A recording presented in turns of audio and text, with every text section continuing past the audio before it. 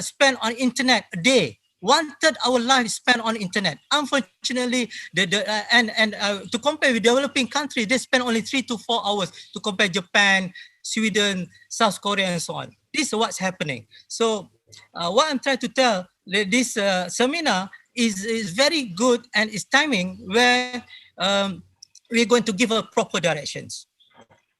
And Tristan Harris tried to give in human, through his founder of Human Technology Center, tried to give the solution through the human approach. But as I presented yesterday, we have another alternative or another solution. We can provide like the concept of Islamic worldview, like Maqasid Sharia and Madani society, to provide all this. So I hope this seminar will benefit a lot of brothers and sisters, Muslim and non-Muslim, Islam as a rahmatan lil alamin, and hope that we can have beyond philosophy, we have to take action. And IIIT now will launch in this middle of month with International Islamic University Malaysia. We're going to have the application of Maqasid Sharia. It's not theoretical, but how are we going to do it? How are we going to solve it? Not just the talk show, but how are we going to do it? So wabillahi taufiq wa hidayah. Wassalamualaikum warahmatullahi wabarakatuh. Waalaikumsalam warahmatullahi wabarakatuh. Terima kasih Profesor Dr. Muhammad Fauzan di atas ucapan sebentar tadi. Seterusnya, majlis mempersilakan Puan Mastura Haji Muhammad, Pengarah Perbadanan Perpustakaan Awam Selangor, mewakili Yang Amat Berhormat Amiruddin Syari, Datuk Menteri Besar Selangor, untuk menyampaikan ucapan alu-aluan. Majlis dengan segala hormatnya mempersilakan. Okey. Assalamualaikum warahmatullahi wabarakatuh. Terima kasih kepada pengurusi majlis Puan Hikmah daripada PPS. Pertamanya saya bersyukur dan alhamdulillah kerana dapat mengadakan program ni, dapat hadir mewakili kepada Datuk Yang Amat Berhormat Dato'Seri Menteri Besar Selangor, disebabkan menyampaikan salam dan tak dapat hadir kali ini sebab ada mesyuarat lain yang perlu dihadiri. Dan saya juga mengucapkan bersyukur kepada Yang Berhormat Datuk Seri Anwar Ibrahim selaku pengerusi International Institute of Islamic Thought IIIT yang sudi menjadi perasmi kita untuk program hari ini, yang juga yang berusaha Profesor Dr. Muhammad Fauzan Nordin, merangkap pengarah International Institute of Islamic Thought IIIT, yang berusaha Dr. Muhammad Ali Noor, yang merupakan pengerusi Persatuan Pendidikan Falsafah dan Pemikiran Malaysia, merangkap ahli lembaga pengarah Pemenang Perpustakaan Awam Selangor, yang berusaha Dr.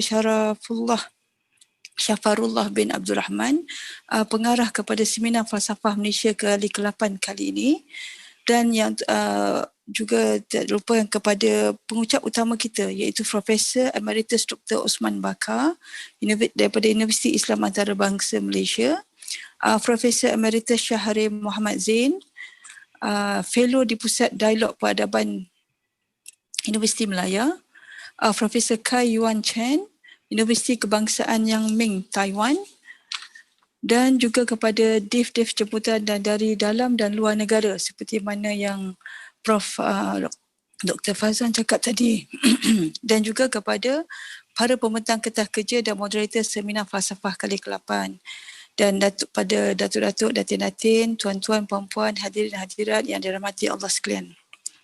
Jadi untuk ni saya sebagai mewakili pada Yang Amat Berhormat Datuk Menteri Besar, maka saya akan bacakan teks ucapan aluan Datuk Seri Amiruddin Syari, Datuk Menteri Besar Selangor.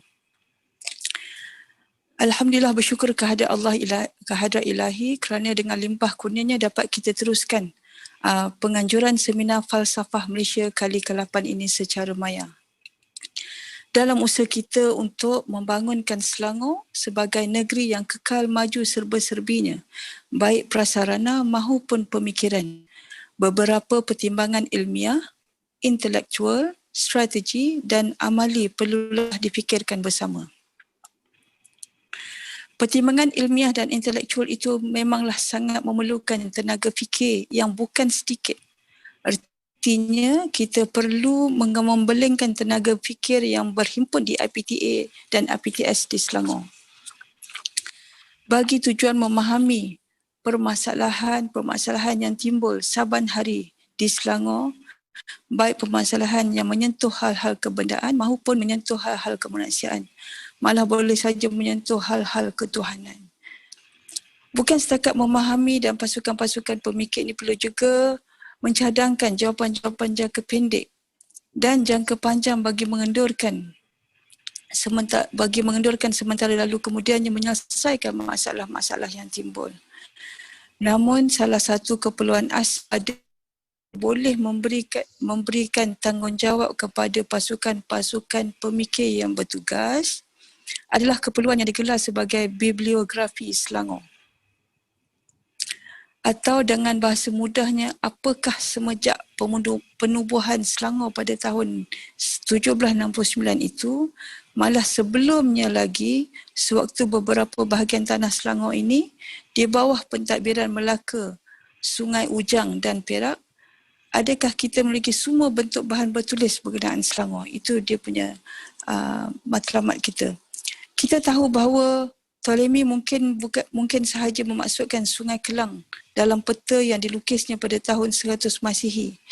Kita tahu juga berdasarkan arkeologi bahawa kedapatannya kawasan penempatan manusia di Jenderam Hilir, iaitu di pertemuan Sungai Semenyih dan Sungai Langat yang usianya 2,500 tahun sebelum Masihi. Yang tinggalannya berjumlah 17 artifak itu kita simpan di Muzium Selangor di Shah Alam, dan kita tahu juga ada banyak madrasah dan pondok dibangunkan di Kelang. Berdasarkan beberapa hal ini dan sepatutnya ribuan lagi tinggalan sejarah, artifak maupun yang bertulis seperti batu bersurat, manuskrip, akhbar, buku dan jurnal tentang Selangor, sepatutnya kita sudah mulai melakukan pengumpulan bahan sejarah ini yang dinamai bibliografi Selangor. Berselari dengan bibliografi Selangor ini, kita telah lakukan 2 kali webinar pemikiran Selangor yang akan bersambung insya-Allah pada bulan Disember 2020 tahun ini. Dan untuk kali ketiga, juga insya-Allah 4 kali webinar Nusantara merangkumi kajian Laut Selatan India, pemikiran Riau, pemikiran Minangkabau dan pemikiran Yogyakarta, dan akan bersambung lagi kepada wilayah-wilayah Nusantara selainnya. Bidang sejarah, bidang ilmu, falsafah dan lain-lain adalah antara tema-tema pembentangan yang dianjurkan. Seminar Falsafah Malaysia yang ke-8 yang dianjurkan oleh PPFPM, IIIT, PPAS dan sempena KLWBC ini juga menyentuh hal-hal keilmuan, khususnya falsafah. Saya meneliti tajuk dan kagum meriahnya penyertaan pelbagai pihak, pelbagai topik, pembentangan serta agama, bahasa, mantik, psikologi dalam budaya Timur dan Barat, termasuk Asia Tenggara, Asia Timur, Asia Barat, Eropah dan Amerika, malah sebarang pelosok dunia falsafah. Malah dalam banyak pembentangan, isu-isu kefalsafahan di Nusantara disentuh dengan terperinci. Saya yakin ini boleh mencetuskan idea-idea yang bernas dan baru. Makalah-makalah yang dibentangkan amatlah bersesuaian dengan kegiatan intelektual yang juga dianjurkan oleh PPS seperti yang disebutkan tadi. Saya berpendapat penganjuran seminar falsafah yang dianjurkan secara bersama ini amat bertepatan dengan visi kajian negeri dan PPAS yang berhasrat menjadi pusat pelajaran sepanjang hayat yang dapat membina kekuatan spiritual, intelektual dan emosi. Akhir kata, amat besar harapan saya agar program seperti ini akan diteruskan, menyadari kepentingan falsafah dalam kehidupan seharian. Kita insan berakal, kita akan membuat pengiraan sebelum bertindak. Itu jugalah falsafah dalam erti kata yang luas. Untuk itu saya mengucapkan tahniah kepada pihak penganjur dan diharapkan ini boleh diteruskan lagi. Sekian sahaja, saya sudahi dengan wabillahi taufik wa hidayah. Wassalamualaikum warahmatullahi wabarakatuh. Okey, itulah sedikit ucapan daripada saya mewakili Yang Amat Berhormat Dato'Seri Amiruddin Syari, Datuk Menteri Besar Selangor. Jadi saya selaku daripada PPS sebagai pengarah, saya secara rendah hati mengucapkan banyak terima kasih kepada Yang Berhormat Datuk Seri Anwar Ibrahim kerana sudi sebagai perasmi, dan juga kepada Dr. Alino sebagai man behind the scene yang organiskan this program, dan juga dengan semua tim-tim daripada PPFN Dr. Fauzan dan semua penceramah-penceramah yang akan buat tadi. Jadi insyaAllah bagi saya bersama dengan timbalan saya Puan Suziliana, pegawai dan semua warga kerja PPS, kami akan terus menyokong dan mendukung program seperti ini. Dan saya masih teringat setelah kami di pihak PPS ni telah membuat rebranding selama 10 tahun.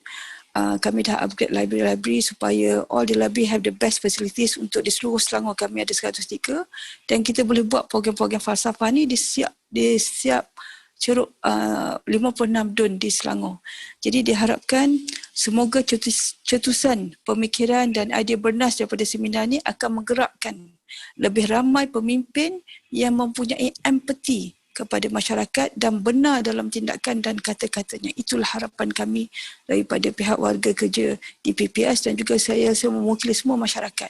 We really want to have a leader who really think about the people, insya-Allah.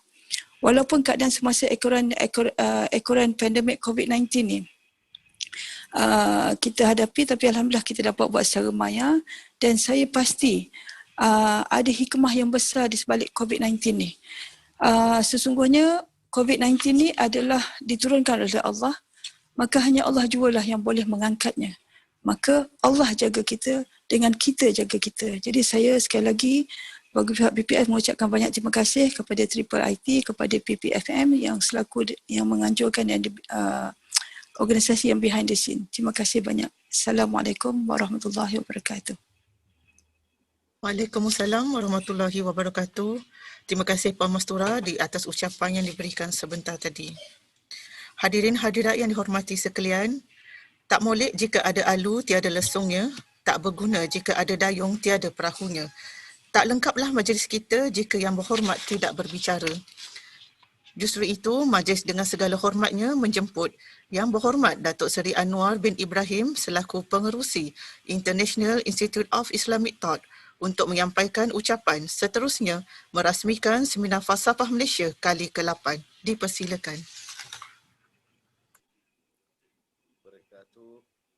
Alhamdulillah nahmaduhu wa nusalli ala rasulil karim. Saya tidak termasuk dalam kategori ahli falsafah. Pak dengarlah Datuk Seri, kurang dengar. Kuatkan sikit. Mic mungkin dekatkan.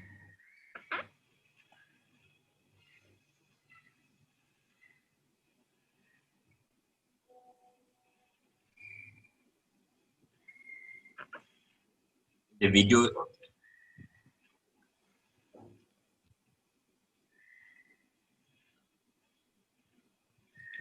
Masih tidak ada suara Datuk Seri.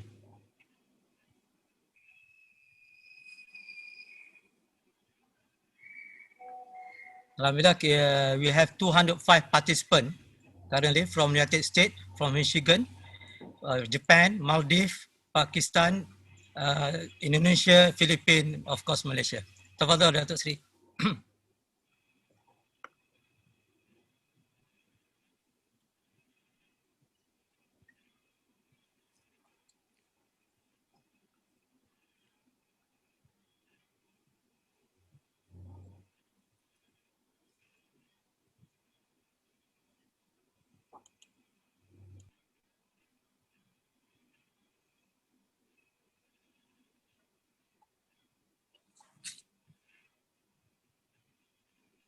We have a technical problem at the other sides of a mic. While waiting for that, I want to share with you about the worry we have right now. For example, MIT studies done for Twitter. They said the fake news travels 6 times faster than the true news. These are problems. 6 times faster than fake news. So the Tristan Harris, all these developers and scientists worry about it. Datuk Seri, if you are ready, just time up, jempol tangan. Belum lagi ya? tak dengar suara. So we have 211 participants around the world, and yesterday we start today with Prof Shahril talk about cosmology, and today Professor Osman Bakar, and tomorrow Professor Khan, insyaAllah. And we also Tan Sri Ramli Ngah Talib, former Chief Minister of Perak. We have Professor Tajuddin, Pak Habib from Jakarta, YB Abu Urwah, Syahri Sungib, Sheikh Abdullah from Dubai, and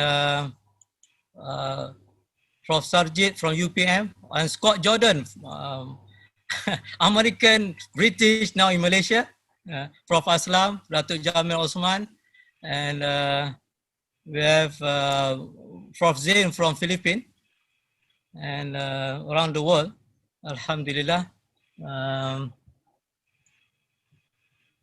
Now it's increasing to 211 participants already.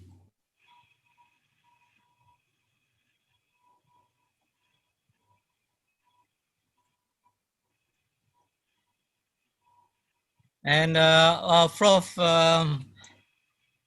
Dr. Alinor, how many participant papers that we have today? I mean, yesterday, today, and tomorrow. Prof Alinor? Dr. Alinor? Apa ni, semalam 4 sesi 8 papers. We have 4 sessions and 8 papers, eh?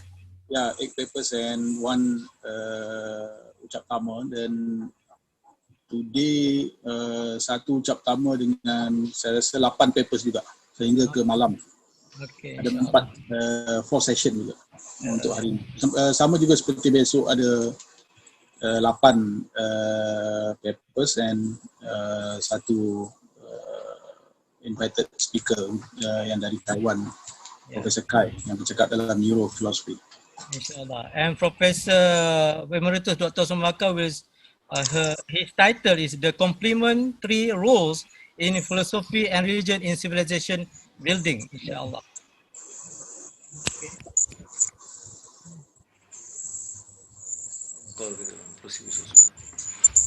One, two, one. Okay, Dr. Sriano is okay. I think ready, maybe. Dah dengar belum? Yeah, clear. Loud and clear. Okay. Assalamualaikum warahmatullahi wabarakatuh. Alhamdulillah, nahmaduhu wa nusalli ala rasulihil karim. Thank you. Terima kasih Saudara Fauzan, Profesor Osman, PPF, PM, PPAS dan juga IIIT. Ini saya jelaskan peringkat awal, saya ini bukan ahli falsafah. Cuma sahabat Saudara Osman yang memberikan suntikan pandangan tentang falsafah sejak dia di Philadelphia memberi kuliah kepada saya tentang Al-Biruni pada ketika itu. Tetapi saya melihat falsafah ini untuk memudahkan sebagai kerangka besar. Kita bicara soal ekonomi, soal politik, soal masyarakat, soal sejarah, soal kehidupan tanpa suatu pegangan besar. Jadi kerangka besar ini penting. Umpamanya kita tentukan orang itu baik atau tidak kerana derma kepada kita. Tanpa merujuk kepada etika dan moral dari sumber derma. Ada orang dikatakan sangat mulia kerana dia umrah setiap tahun. Tetapi jirannya terlantar, kelaparan atau tahap pendidikan yang sangat lemah, ataupun sumbernya itu dari kehilangan bala yang dicurinya atau dirompaknya. Jadi sebab itu kerangka falsafah ini yang bersandarkan etika yang dibicarakan sejak zaman lampau sehinggalah kebangkitan Islam, malah di barat sendiri pun bila kita bicara umpamanya jatuh bangun Empire Rome, itu juga terkait dengan kekuatan atau kehilangan atau terhakisnya akhlak, walaupun mungkin penafsirannya juga berbeza dari persepsi Islam. Tetapi yang nyata ialah kehilangan nilai dan moral. Sebab itu umpamanya bila ada perkembangan, ini pernah dikupas secara lebih mendalam oleh Hussein Nasr, bila ada perkembangan umpamanya penolakan falsafah secara menyeluruh di kalangan masyarakat Islam, terutama di kalangan Sunnah wal Jamaah, kerana pengaruh yang kental dari Hujatul Islam Al-Ghazali bila menolak yang kita sebut tahafut al-falasifah, walaupun ada dialognya tapi tenggelam. Ibn Rushd dengan tahafut itu tenggelam. Itu yang dibahaskan seperti mana lebih mudah kita baca Al-Munkir bin Adhalal, Deliverance of Error, itu lebih mudah untuk memahami bahawa yang ditekankan ialah sebenarnya kehilangan nilai kerohanian dan etika. Jadi kebimbangan Al-Ghazali itu berasas. Tapi bukan bermakna kita menolak kerangka besar falsafah dalam hidup. Jadi sebab itu saya lalukan kerana tentunya persatuan falsafah ini boleh menghidupkan balik, ya, kerana ada ketandusan. Ada orang mengatakan ini too philosophical, not realistic, not relevant.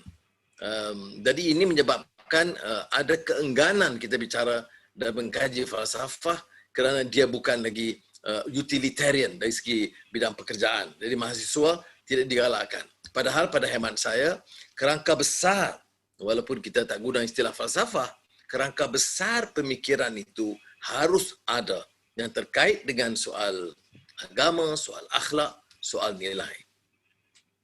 Jadi oleh yang demikian saya anggap kalau kita lihat umpamanya sekarang dalam perbicaraan tadi disentuh tentang COVID-19, permasalahan ekonomi, ya, yang dibahaskan, ya, kegagalan sistem kapitalis.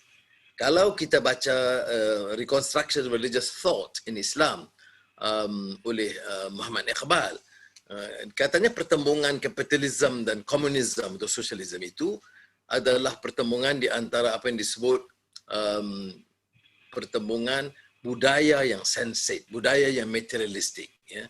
Jadi agak terkeluar daripada konsepsi falsafah kita. Kerana yang kita mahu tekankan semula adalah sistem ekonomi yang berakar kepada nilai. Dan nilai ini tidak boleh lari dari apa yang kita sebut tentang kebenaran, tentang keadilan, dan tentang kesejahteraan. Jadi apa dia arti kemajuan atau pembangunan tanpa keadilan, tanpa kesejahteraan, dan terus memikirkan masalah umat yang lebih ramai.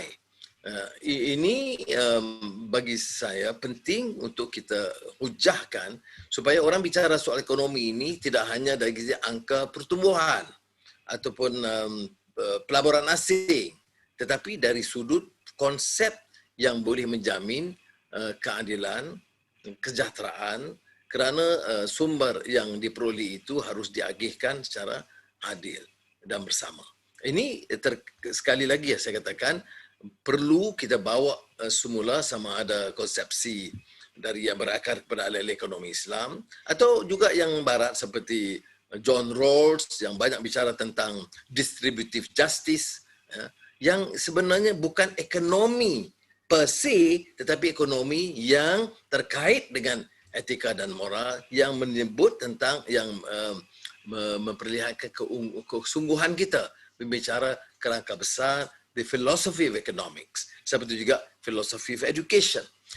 Kita tengok umpamanya, I think I need to move on to English, I suppose, in regard for the participants, particularly from overseas.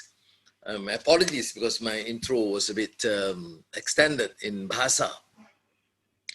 Now, I was stressing the importance of philosophy, which I sometimes term in a popular sense the broader outlook, because when we discuss economics or politics, education or history, is always a very practical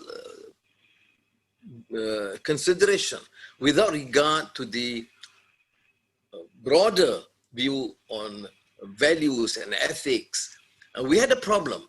Hussein Nasser actually deliberated at length on this. Why is it the Muslim world, contemporary Muslim world in the past generations, not evolve a better understanding or study of philosophy, particularly among the Sunnis? Attributed it to Tahafut al-Falasifah of Imam al-Ghazali, not necessarily to be too critical of his writings, but to understand and appreciate the fact that those who propagate anti-philosophy as something alien or secular or materialistic or Greek is the failure to understand the context of Al-Ghazali's criticism when he observed the excesses due to the ratio, the dependence on akal, without regard to the spiritual dimension, ethics, and values. So I think if we hold strongly to the issue of awalul awail, the core principles, values of faith, ethics, and values, then there is greater sense and relevance to our understanding of philosophy. Why do I suggest that we need to have a broad outlook? Student of history will understand history in terms of chronology, dates, events. But the Quranic interpretation of history takes a more philosophical, ethical, value-based understanding. Not particular about name of a person or date or particular event, but the moral message and the values to be imparted. And essentially that's what the Quranic interpretation of history, which we could only be well appreciated if one understand the whole philosophical concept of history, or the interpretation.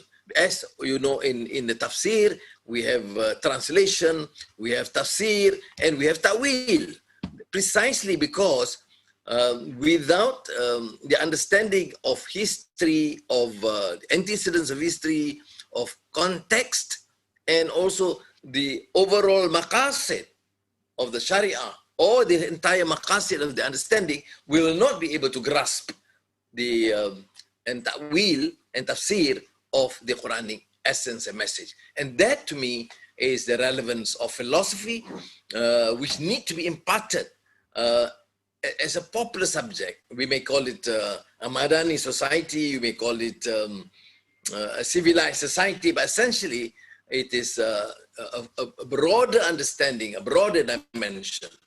I alluded to the issue of economics, for example, the enormous debate, and now, of course, with Piketty talking about inequality. Essentially, this is a growth, a capitalistic model that disregard the issue of ethics, values, justice. What's justice? Justice is, of course, as Rawls put it, as fairness. But devoid of values, you disregard the importance of distributive justice, to quote again or paraphrase John Rawls.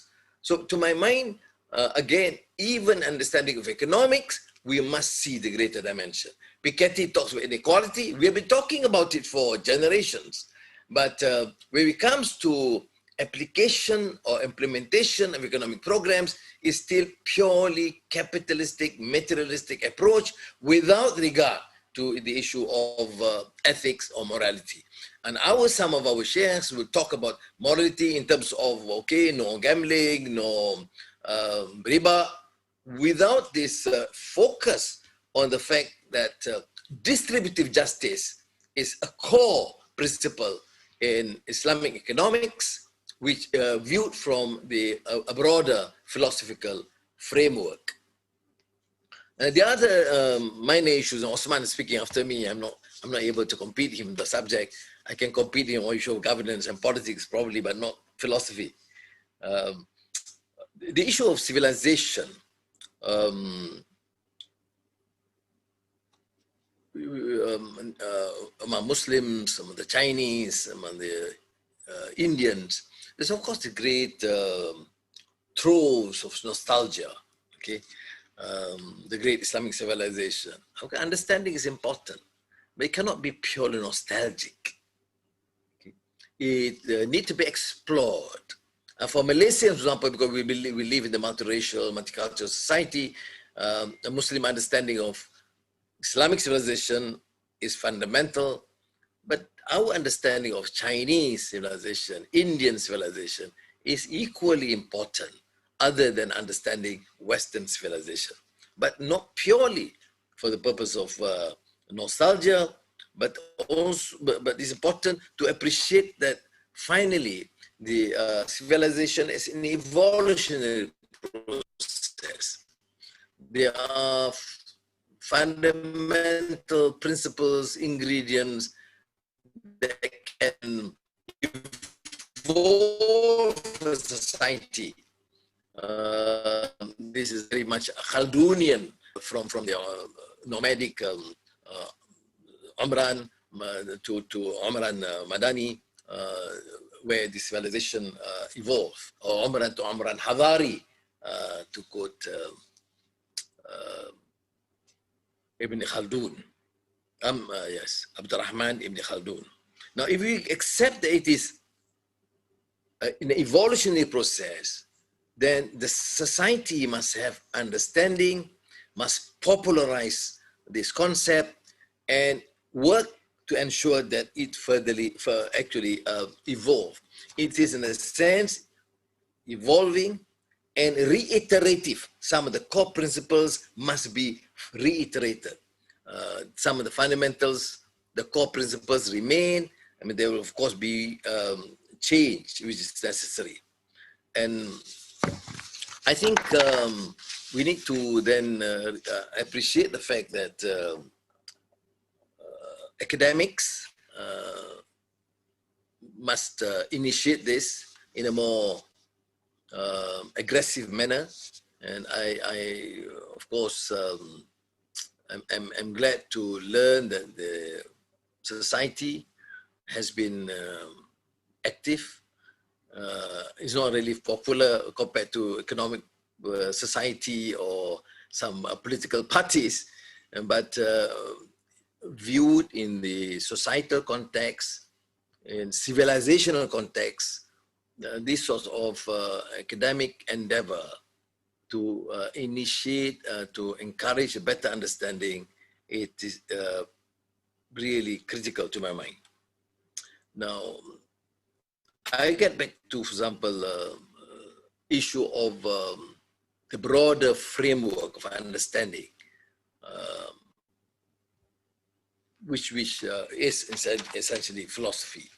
You know, and I want to bring back to the issue of economic because we are so engrossed with economic issues, particularly the period of the COVID-19 pandemic. But even in our schools and our universities, talking about Adam Smith, I'm always reminded them, look, Adam Smith writings is not only Wealth of Nations, of pure crude capitalism. I was reminded by Professor Thompson in one of our dialogues. Emma is, of course, the wife of Amartya Sen, who reminded me that even in Wealth of Nations, Adam Smith mentioned the word inequality 17 times. But we'll not be able to understand the philosophical construct of Adam Smith without reading the theory of moral sentiments. And the theory of moral sentiments by Adam Smith is hardly read in universities. But that prepares, or at least forms the core principles of his late economic outlook. Because theory of moral sentiments talk about the issue of justice, about morality, about no oppression, which must be highlighted. Otherwise, is somewhat condoned. So that is why we bring back to the issue of philosophy, with ethics and values, and more so as Muslims, if you look at the Islamic groundwork, when you talk about governance and political system, economics, or even understanding of our own history, the core principles of ethics and values cannot be discarded. So again, may I reiterate my strong admiration for those of you who probably takes a minority position in this country, in Muslim societies, insisting and talking and deliberating on issue of philosophy, humanity, in the period when people are motivated by greed, by power, as you see what's happening in this country, when you feel that you're going to lose power, when you don't have enough members of parliament to support you, then you start asking for emergency rule. Ridiculous, unfortunate, but why? Again, this is politics devoid of ethics and morality. This is politics devoid of any understanding of the philosophy of growth, philosophy development, or what governance entails. May Allah give us a strength and pray for us. We are now in Malaysia in very, very critical time, particularly in terms of the issue of governance, and inshallah, truth and justice will ultimately prevail.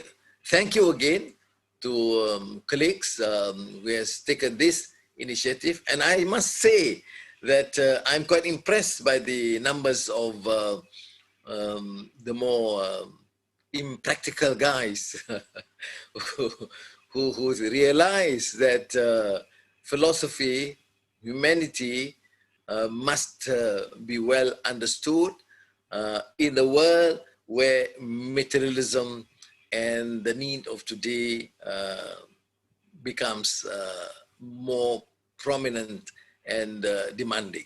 Thank you again. Wassalamualaikum warahmatullahi wabarakatuh. Waalaikumsalam warahmatullahi wabarakatuh. Thank you Yang Berhormat Dato'Seri Anwar Ibrahim for the opening speech just now. So ladies and gentlemen, we will continue the ceremony with a keynote address by Professor. Maybe some questions. You have questions Okay. on the chat. Maybe Dato'Seri going to answer at least 2 questions. Number 1 is from Brother Shamid on chat room. How to make the concept of maqasid substantive rather than mere slogans? This question from Shamid. And Nurul Balkis, what is the real definition of reform in your understanding, and is it compatible with Islam? In what sense? Thank you. First 2 questions. Well, firstly, issue of maqasid is looking at the higher objectives. We talk about hudud or sharia or economics without looking at the broader principles. To me, how do you then apply it? I mean, firstly, it has to be clear understanding. You see, the teaching of religion, teaching of economics, teaching of history need a re-evaluation, precisely because we want to ensure that the maqasid, the ultimate objectives, are well understood. Look at the way the masses understand Islam. How do you evaluate and assess Muslim role or relevance? You can see the debate sometimes. How the issue of intolerance, issue of racism, really confusing because we look at details without looking at the broader picture. And I mentioned, of course, in the Quranic interpretation, why we talk about, again, translation and tafsir and ta'wil, why we talk about asbabun nuzul, why we talk about text and context. But these are important. But I think some of the brothers here, professors, could deliberate further. But the issue of reform, when I initiated this in 1998, this was the Quranic text, in uridu illa al-islah mastata', that Nabi Allah Shu'aib alayhi salam in his attempt and his prayers that I will do and endeavor to change and undertake islah and reform to the best of my ability. Meaning always to do something better. In law, reform means a judicial independence. But reform also means laws that are just. You can have very good judges, but very poor laws. You can have very good laws and rotten judges. So I think that is why I think in the reform must be overall, I mean, encompassing. Look at the issue of economics again. You talk about how do you initiate reform. We want to encourage foreign direct investments. That Malaysia, for example, in most of our countries, should be an attractive destination for foreign direct investments. But is it for growth? Is it for numbers? Or is it to ensure that the issue of justice must prevail? For example, the rules must be applied. Whether the application, the approval is through corruption or bribery, whether you do this to enrich the few at the expense of the majority. These are, to me, fundamental principles which need not necessarily be confined to the Muslim viewpoint, but if you in many of our discourses, even with the West, I mean, Osman and the rest who are familiar would understand that some people in the West have stronger views on economic justice than the so-called Muslim scholars, which is, to me, unfortunate, because our economics has been so engrossed in the issue of, I said riba and zakat, which of course are core, but then they miss also the equally important issues of justice, of inequality, which is more confounding and critical to the Muslim world than the rest. And so you can see the gross inequality, the grinding poverty in Muslim world has been more challenging, which takes us to the point that we actually need to do more and think aloud this issue of reform more than other societies. An issue of politics and governance is worse, of course. In politics, they say now members of parliament is decided not on his values or principles or policies, but on real monetary value. This is actually gives what I used to quote Thomas Herman Kahn a long time ago when I decided not to be active in politics. I said politics was becoming an uncharismatic, low moral profession. Now that I'm in politics, my God, I'm riddled with this issue of uncharismatic, low moral profession. How to make it more charismatic based on values, how to make sure that it is not a low moral profession, but be judged by your principles and values. Of course, it is the art of the possible in limited sense.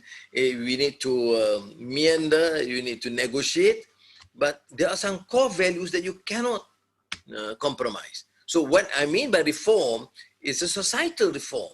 Is the country must reform, the quality of education, the role of civil society, the role of governance, economic policies, educational policy. You must allow for this sort of reform in order to alleviate and enhance the capabilities of society. Terima kasih.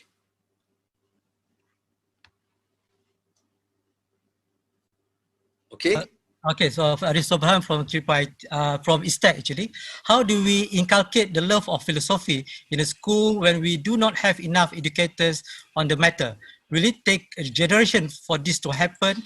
And if so, will it to be too late? Given the fact that we live in the highly competitive world, how can we take a step back and appreciate the effort, the moment of realization or cognition? Another question from by Haki from Brunei. How can Islamic world can be accepted wholeheartedly by every nation from the top to the bottom, no matter what race and religion? Then Professor Tajuddin Muhammad Rasdi, ask question. Wonderful to hear about teaching philosophy at the young student, but I am sad that there is very little discussion in the media, especially on interpreting religious values from the philosophy construct. Religion is simply treated as doctrinal and will lose it should be, if not interpreted intelligently, within a global cultural and modern lifestyle construct. Religious value discussion in Malaysia from politician and cleric ulama are at the Chinese level. This is what Professor Tajuddin said. And Dr. Abdul Hakim Muhammad, I guess, what is your opinion on religious freedom in this country? Some say that we are far behind religious philosophy. I guess that's all. I think too many questions. We can discuss up to 10:45, Dato'Seri. Okay. I mean, sorry. I'm not the speaker. They tricked me to this, you see, because I thought I'm just giving an address and then shut up. I fully acknowledge certain areas that I have some limited competence in some areas that I don't. So I will just respond to things I can. How do you teach philosophy and make it interesting? It depends on teachers. I mean, I think the association must deliberate further. Sometimes, in our experience, subjects become interesting because the way the teacher performs. It is not an issue of dry subject, but also how I find some teachers can even make mathematics interesting. I didn't have that teacher, unfortunately, but I know my history teacher was amazing. I mean, he could entice us to take European history in a period when nobody takes European history in our generation. People only learn Asian history or Islamic history, but he could entice us to show how interesting it was. And finally we became more interested. So I think this is a subject that I think the association can deliberate how to make the subject interesting. You see, in Mother Chinese, I see we're talking about, is here on my table essentially how they make Confucius interesting by series of philosophy made in simple, amazing cartoons. Then you have this Romance of the Three Kingdoms, one of the Chinese classics, and how they make it so interesting by having these stories in comics. Nobody talks about philosophy here, but it is actually a treatise in philosophy, made easy and to others. I mean, I think sometimes probably in Islamic ethics, people are, more, I should say, circumspect into making this, but I think it is important. Even, I mean, I do it. I must admit that, after reading Confucius and Romance of the Three Kingdoms, sometimes from relaxation, I will look at his comics, which I think Professor Osman would be shocked, but that is the truth. Sometimes and these are real quotes, mind you. So I mean, that's how philosophy can be made interesting. Partly. I'm not talking about cartoons and comics, but partly how you devise. Otherwise, how you teach Al-Ghazali, make it interesting to students. That would be a major task of any guru. Now, the brother Brunei asked about understanding Islam. Is true, because this whole class of Orientalism, I mean, America called this, when Edward Said wrote Orientalism, one of the known Israeli scholars, Martin Kramer, if I'm not mistaken, wrote in a critique of Edward Said to suggest what? He said, this book, Orientalism, because it was a devastating critique of Orientalism, or in the West, the prejudice against Islam and virtually the developing world, the view that we in the West have this monopoly of civilization, the rest are the other. So Martin Kramer said that this book was not just a tour de force, but was so effective in provoking the intellectuals to rethink about the whole idea of Orientalism and Islam and the Arab world, to the extent that Martin Kramer suggested that this book was more compelling, dangerous, effective than the Iranian Revolution. Can you imagine? One book, Orientalism, according to this Jewish scholar, was more effective than the Iranian Revolution. Now, which comes to mind, as our brother from Brunei asked, the issue is tough because the prejudice is real. I mean, I talk to friends, and the lack of understanding, the prejudice, the ignorance is shocking. Again, to quote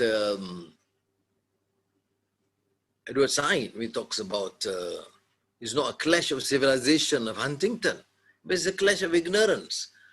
This huge ignorance of the West, again, about Islam and about the other, but it's also, to an extent, lack of understanding and quite ignorance on our part in the Muslim world about the West. Yeah, it is homogeneous, it is one. So it is important, therefore, to inculcate that understanding. How do you do it? I mean, this is one of the methods.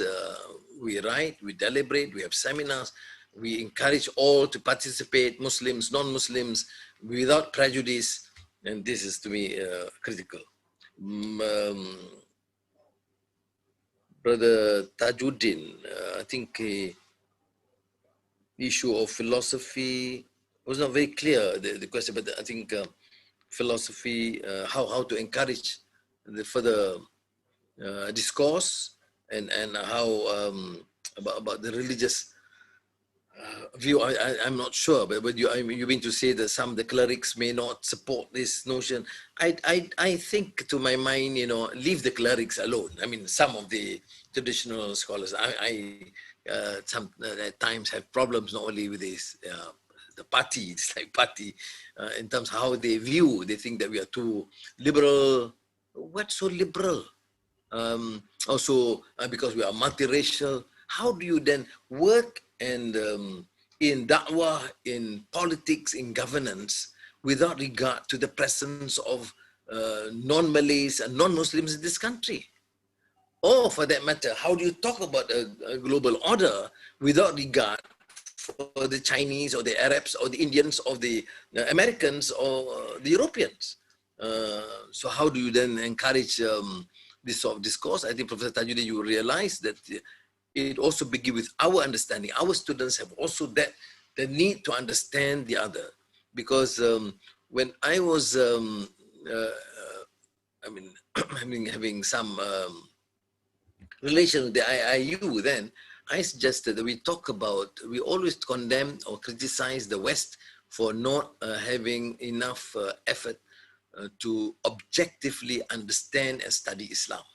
So why can't we also have a course or some disciplines to encourage our students to study the West, or the Chinese civilization, or the Indian civilization?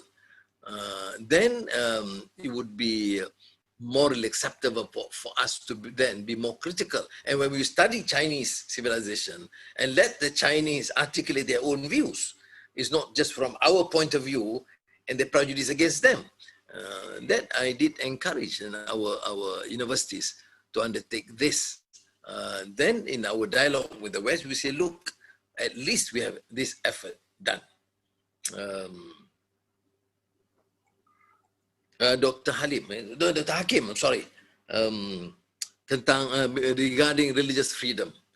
Well, there is, compared to many societies, we have religious freedom, but I think it is a it is quite a challenge here. You have seen from time to time incidents against churches or Hindu temples.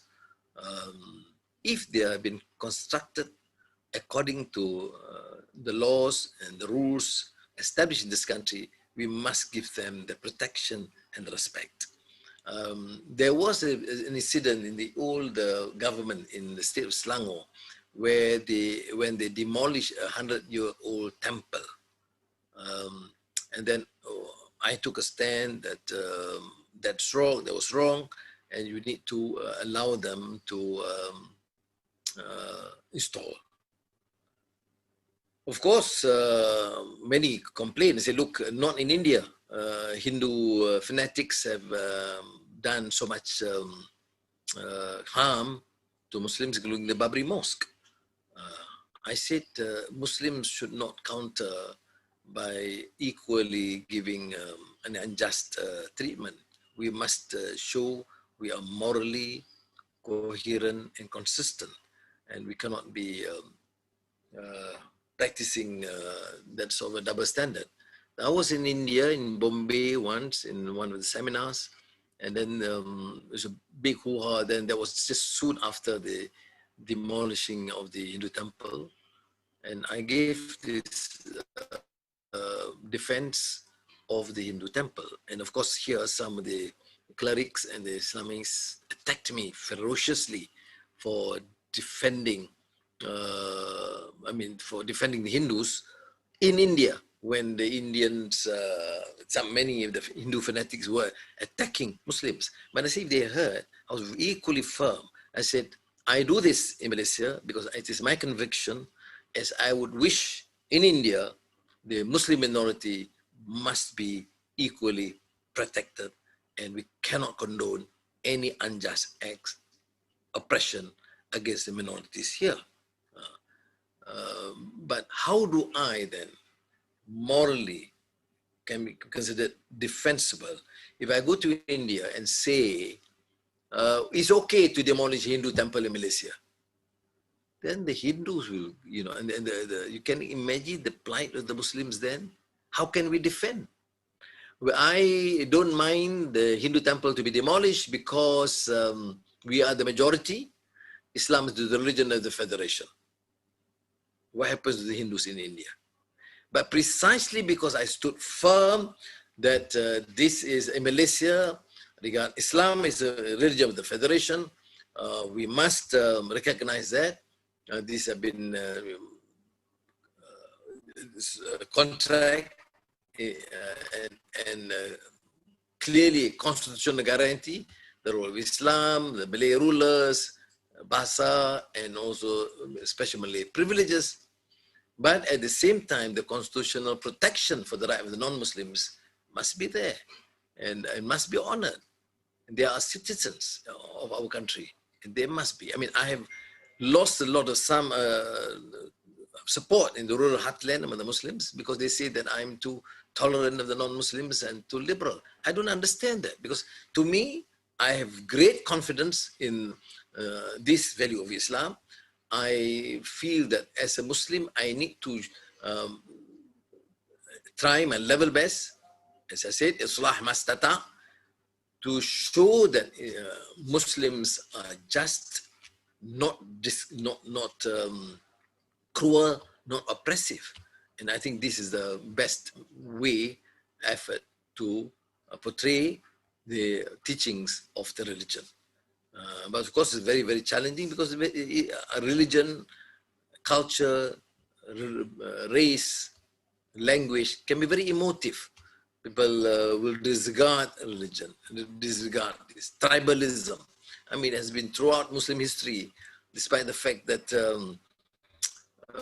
Islam has promoted strongly against tribalism, asabiyah, but still it has always been a major challenge for us to continue to uplift. Again, finally, I must say the relevance of philosophy in this context, the relevance of maqasid, the relevance of viewing a broader framework what Islam is, what society is, what life is all about.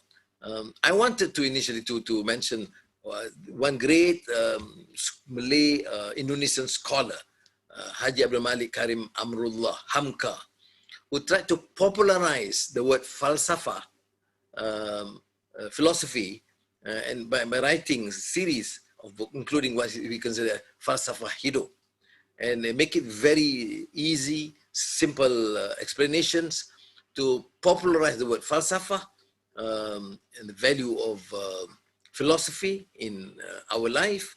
And it was really interesting because then it became one of the very, very popular books from the 70s, 80s, and is still being read at present.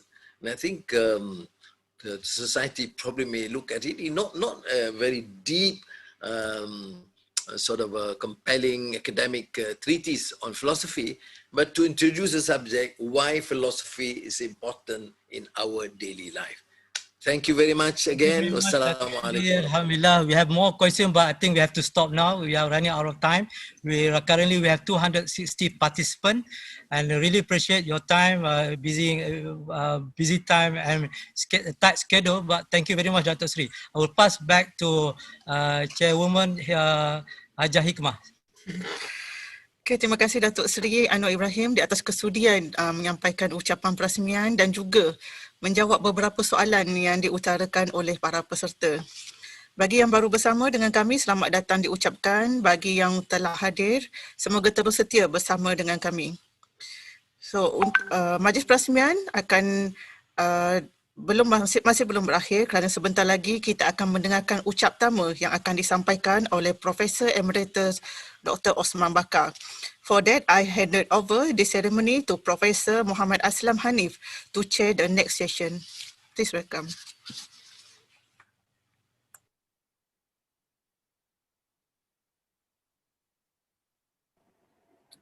Bismillahirrahmanirrahim. Assalamualaikum warahmatullahi wabarakatuh. Salam sejahtera and a very good morning to everyone. Welcome to this keynote session, the second keynote in this seminar. Thank you, Puan Hikmah. I think it's a wonderful name for a seminar on philosophy. We have with us this morning Prof. Osman Bakar, Prof. Emeritus Prof. Osman Bakar. I'm very sure everybody in this group knows him. But as a moderator for the session, I need to do my duty, and that is to give a short introduction. If I can present Prof. Osman as somebody in the context of IIIT vision and mission, Prof. Osman has been one of the leading contributors in the discourse between tradition on the one hand and modern science or modern knowledge on the other. The discourses between religion and science, between religion and philosophy, which he will be discussing today, areas that on the surface may seem to be contradictory and even separate discourses. I think Prof. Osman has been one of the few who have tried to see this discourse in an integrated way and has tried to bridge these two seemingly contradictory areas. If you look at his very illustrious career, he started off as a mathematician, both in his undergraduate as well as in his master's, but then later on moved to Islamic philosophy of science, where he did his PhD under Prof. Syed Hussein Nasr. He's written immensely, more than 20 books. The latest, one of his latest books on the classification of knowledge has recently been cited as being one of the top 10 most popular books. He's written more than 300 articles, and I shed to think how many conferences and presentations he has made in his career. So he's really a very well qualified person to talk about this.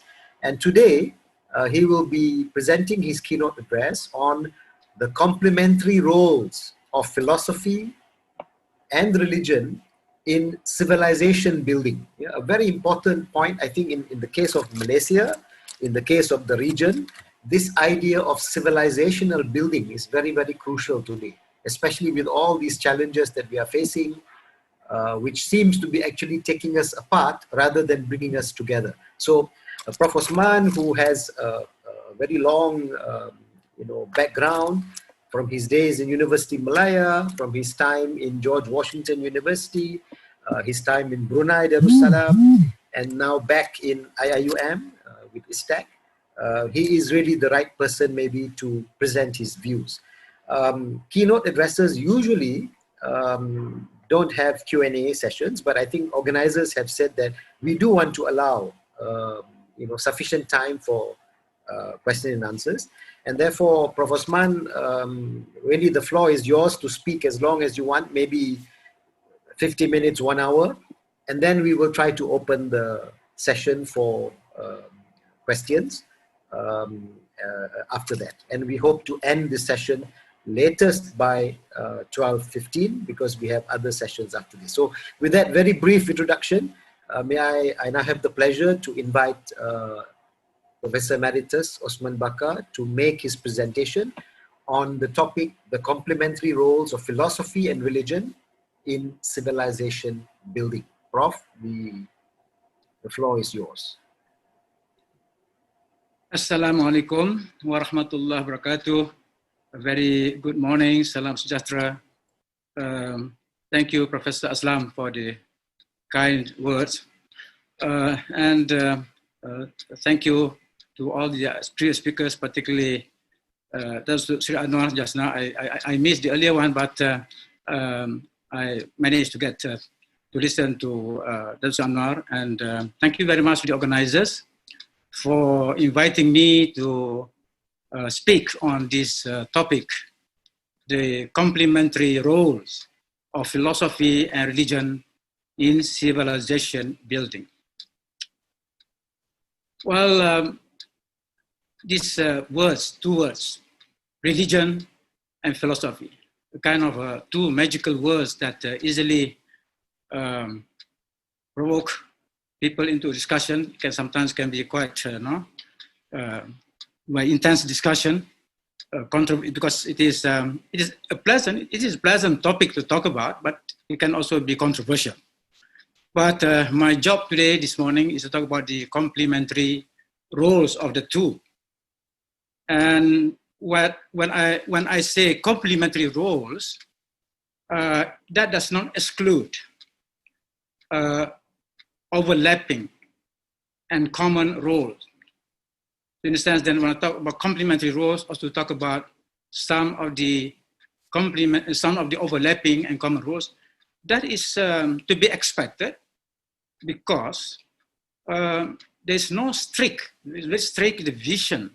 You cannot really separate philosophy and religion and say, well, philosophy constitutes one distinct domain and religion constitutes another domain, and the two simply divided by one clear line.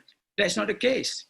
As you shall hear me speaking later, in referring to a number of thinkers, scholars, they would be saying that in philosophy, there is religion. In religion, there is philosophy. So the two interacted. They interact. So it's very, very difficult to separate between the two. All right, let me illustrate this idea of complementary role by referring to a number of thinkers and scholars, as I said. I want to start with Albert Einstein. I'd like to start with Albert Einstein, the person out of the figures that I'm talking about is the nearest to us in time. Albert Einstein died in 1955. That was 65 years ago. But some of the words of wisdom from him still, lingering in our mind. So I would like to quote these familiar words of wisdom from him. He said, "Science without religion is blind. Religion without science is lame. Famous words from Einstein. Yes, for many of us, I find that in my years of being student of philosophy and science, many people love to quote that, but fewer people would like care to explain what's meant by that quotation. So, first of all, what is the message? What is the core message of these words of wisdom from Einstein? Well, the simple message it conveys is that civilization needs both science and religion. That is a simple message. But I'll go further now to explain in what sense do we mean, or in the sense he would mean, that science would become blind without religion. I just to give a short explanation to this. All right. Someone may object. How can you say that without religion, science will be blind? When science, modern science, has managed, to create all the scientific, the technical gadgets, the telescope, the mighty telescopes, and so on, to pierce into the heavens. They have the modern science, modern cosmology has managed to visit, to penetrate the different corners of the universe. So how can you say that it is blind? It's not using religion, but it's able to do that. On the other hand, science, modern physics, has been able to penetrate matter to the smallest particles. We're able to see, yes, through powerful instruments, but with those instruments, science is able to see the underlying reality of the material world. So it's not blind. And then within us, even within our own within us as human being, right? Science has penetrated the depth of our existence to the smallest virus and cellular elements as found in microbiology, for example. So all that without the help of religion.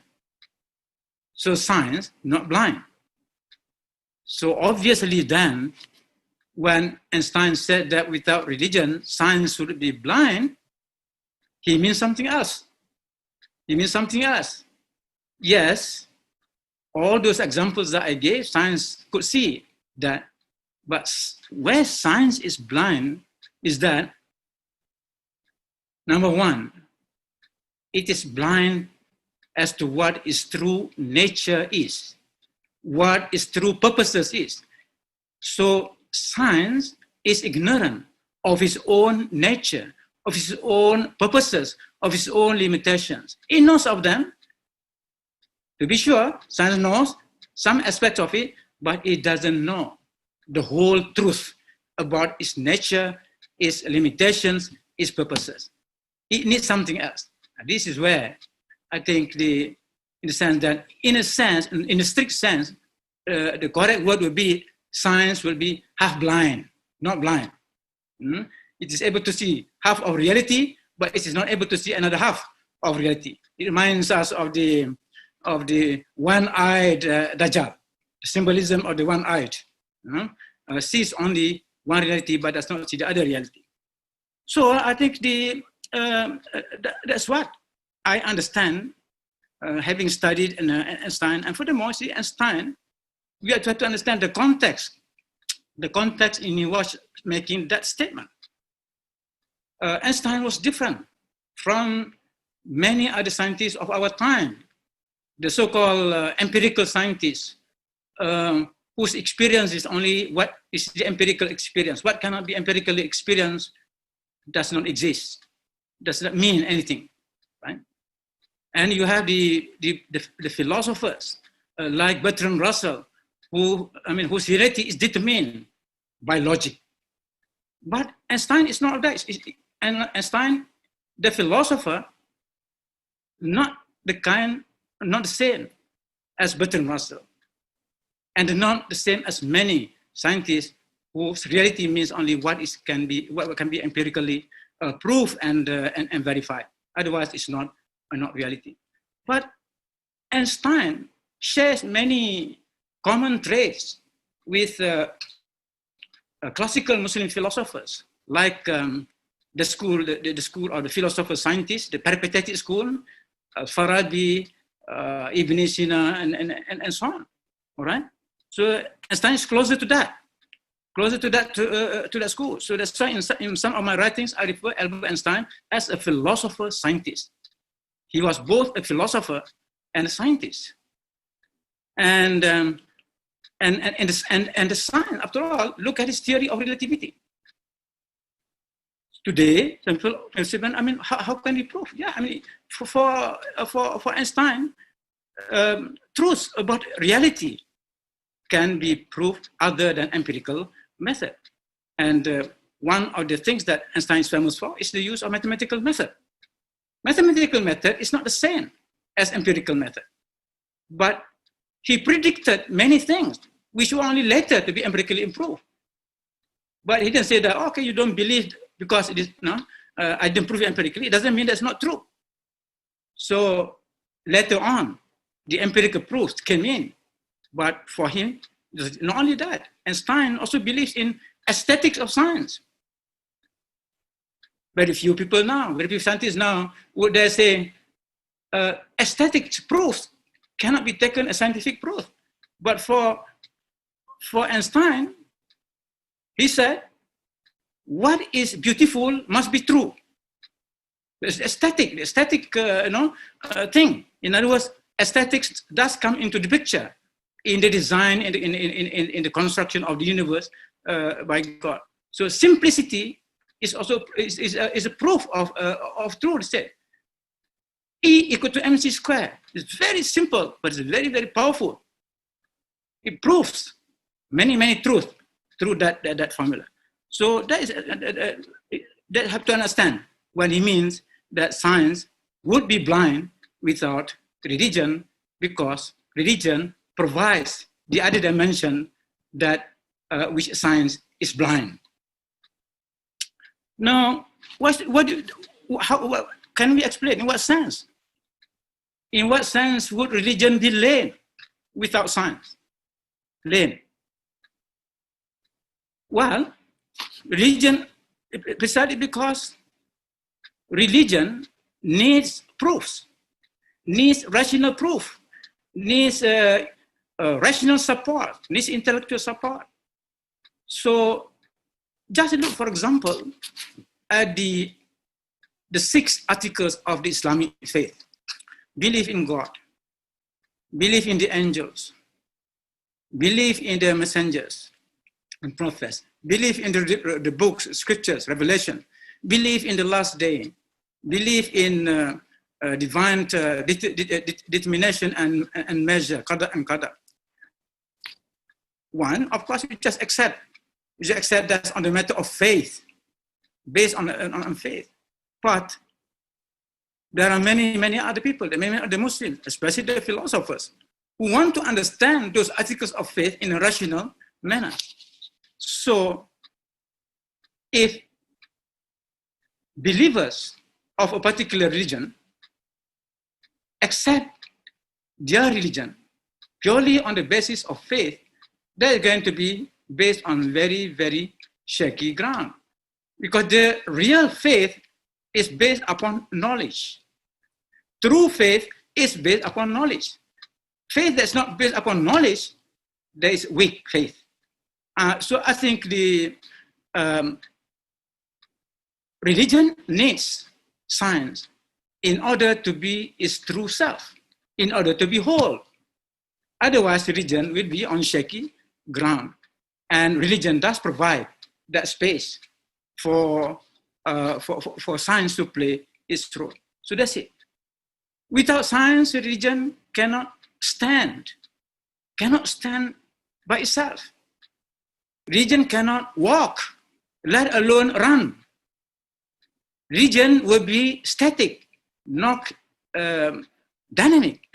So that's what it means by religion will be lame without science. So in the sense that religion and science are not opposed to each other.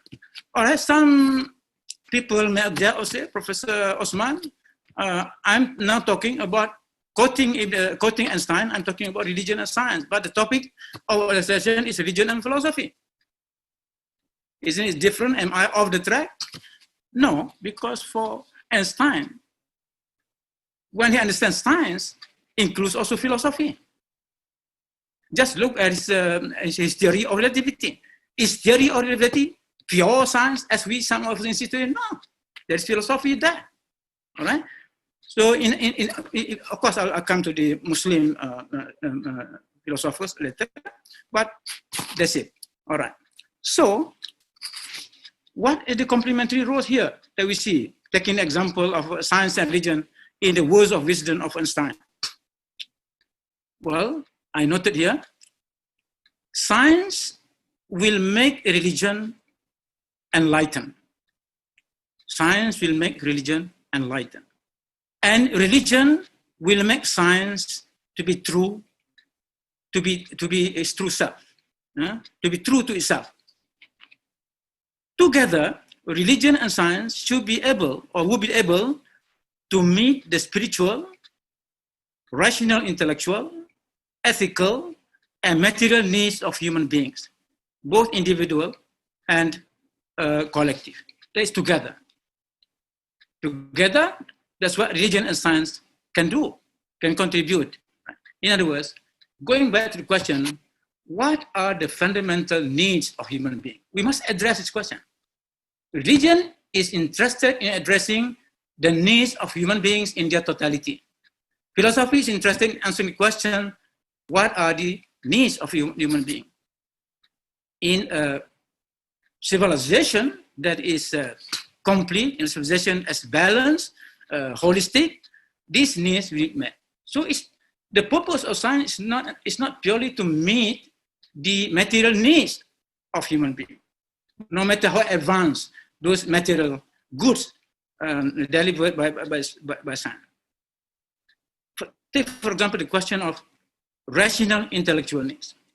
Now, in trying to understand this, we cannot reduce people's needs to one common denominator. Different individuals have different needs. Yes. What is different? In what sense the needs are different from each other? Not in kind, but in terms of the extent, the scope. Right? Everybody needs spiritual needs. Anybody has to have spiritual needs to fulfill spiritual needs. But the spiritual needs are not the same.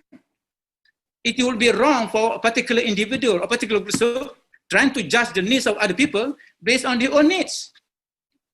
All right, Al-Ghazali said to his fellow dialectical theologian, you are happy with Kalam, you feel satisfied, contented, by all means. But I'm not. So since I'm not contented with what your theology offered to me, don't stop me from fulfilling my needs in other areas. But now we have this idea of people want control everybody, even it comes to needs. So what they need is the same for everybody. But it's not true. Even in our physical needs, even our makan, our eating, yeah, we are interested in having different food. Even the same food, some people eat more, some eat less. I mean, that is the nature of things. So the same thing should be applied to ideas. Same thing, rational needs.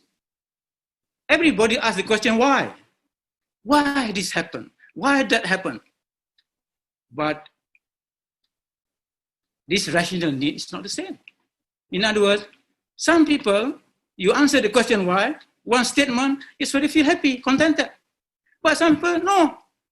They keep on asking, why this, why that? And then you make a judgment on that person. This person is causing trouble. I lost the. Hello? Yes, Prof, you are okay. Is it okay now? Yeah, okay. You hear me? Okay. I lost that. Yes. The question of rational intellectual needs of human being are not the same. The same thing, even the material needs. So, but anyway, religion and science together fulfill that, are able to fulfill those needs according to the different individuals. All right, next I would like to go to Al-Farabi, 1,000 earlier than Einstein. Al-Farabi died in 950. Now, I quote here because I want to make quotations that have relevance to the topic of my presentation this morning. This I paraphrased Al-Farabi. He talks about the ideal relationship between religion and technology. Religion and technology. Of course, the word here, because here we use the word religion, is an English word, but what was the term used by Al-Farabi? He used the term Sharia. Sharia, the divine law of Islam. And the other one is technology, Sana'ah, technology, which can also be translated as the art. It's precisely because traditional art is what the technology is all about. And Al-Farabi was talking about the relationship between religion and technology, or Sharia and Sana'ah, in the context of his theory of happiness. You have to understand that, the context of talking about his theory of happiness. So basically, I did produce this statement in one of my long essays on the science and technology. Sharia without technology is impotent. I repeat, Sharia without technology is impotent. Technology without Sharia is arrogant. Technology without Sharia is arrogant. So this can be said in an equivalent way. Sharia with technology is lame, and technology without Sharia is blind. Because it gets, in a sense, equivalent there. So what is the main message of those words from Al-Farabi? Basically, in which book, those who are interested to follow this up, Al-Farabi wrote a book, The Attainment of Happiness. It contains his comprehensive theory of happiness. It has been translated into English, that book, and I would advise you to read that. It's interesting book. So what's the main message? The main message from Al-Farabi is that civilization needs both technology and Sharia for its health. In other words, for a healthy civilization, technology and the Sharia is needed. Of course, the problem is when the word Sharia mentioned, all the kinds of prejudices and misconceptions go into that. But what I mean by Sharia, I'm referring to that entire body of principles, the revealed principles in the Quran regarding that guide human life in all spheres of life, in all aspects. So I'm not going into the nitty-gritty of the details of the Sharia, but Sharia as a divine law that has the purpose of guiding individuals and society to live the good life. I think that's the whole meaning of that. So it was in that sense that Al-Farabi talked about technology and Sharia.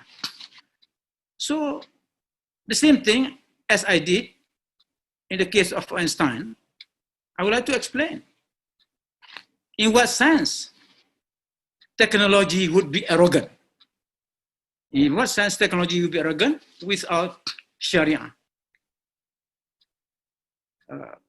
Well, we also are aware that without the Sharia, as we normally understand it, in reference to Islam, for example, or to those religions that have Sharia, so it might be a little different in the case of Christianity, for example.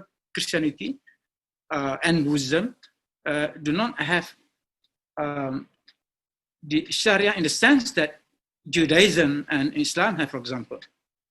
So therefore, the question of law, the question of ethics would have a different, based on a different context. But here, it's basically referring to the Islamic civilization. Al-Farabi was addressing Islamic civilization when he said that Islamic civilization needs both technology and the Sharia. Two forms of, or two shapers of human conduct, human behavior. In a sense, technology is also a shaper of human conduct, of human life. So it's Sharia. Just as there was that interaction between religion and philosophy, now we have interaction between technology and Sharia. I would like to take the example of America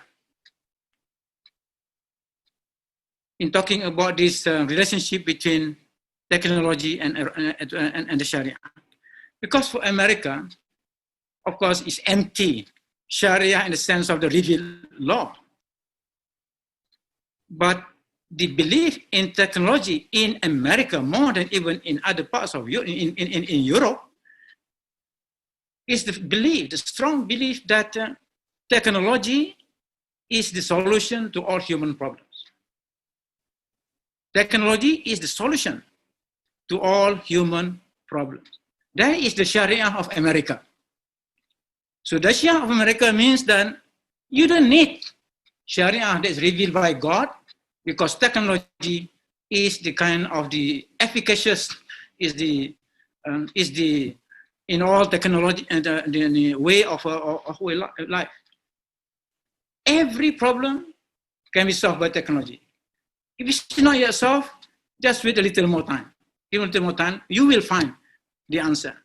But going back to divinely revealed law, to in a sense to regulate, to guide your human behavior, sorry, no way. That's why the opposition to Sharia in United States is very, very, very strong. But that's what I mean by the arrogant. Because to be arrogant is to overestimate yourself. To overestimate. In other words, you have a certain capability, capacity, power, but you always go beyond that and say that you are more than that. Just that statement, when you say that technology is the solution to all problems, isn't that arrogant? It is. It sounds arrogant, right? Whereas the reality is technology is a powerful tool to change society, but it does not have the efficacy to solve all problems. And therefore, in that sense, it is weak. Now, the other one, the other part is that in what sense Sharia will be impotent?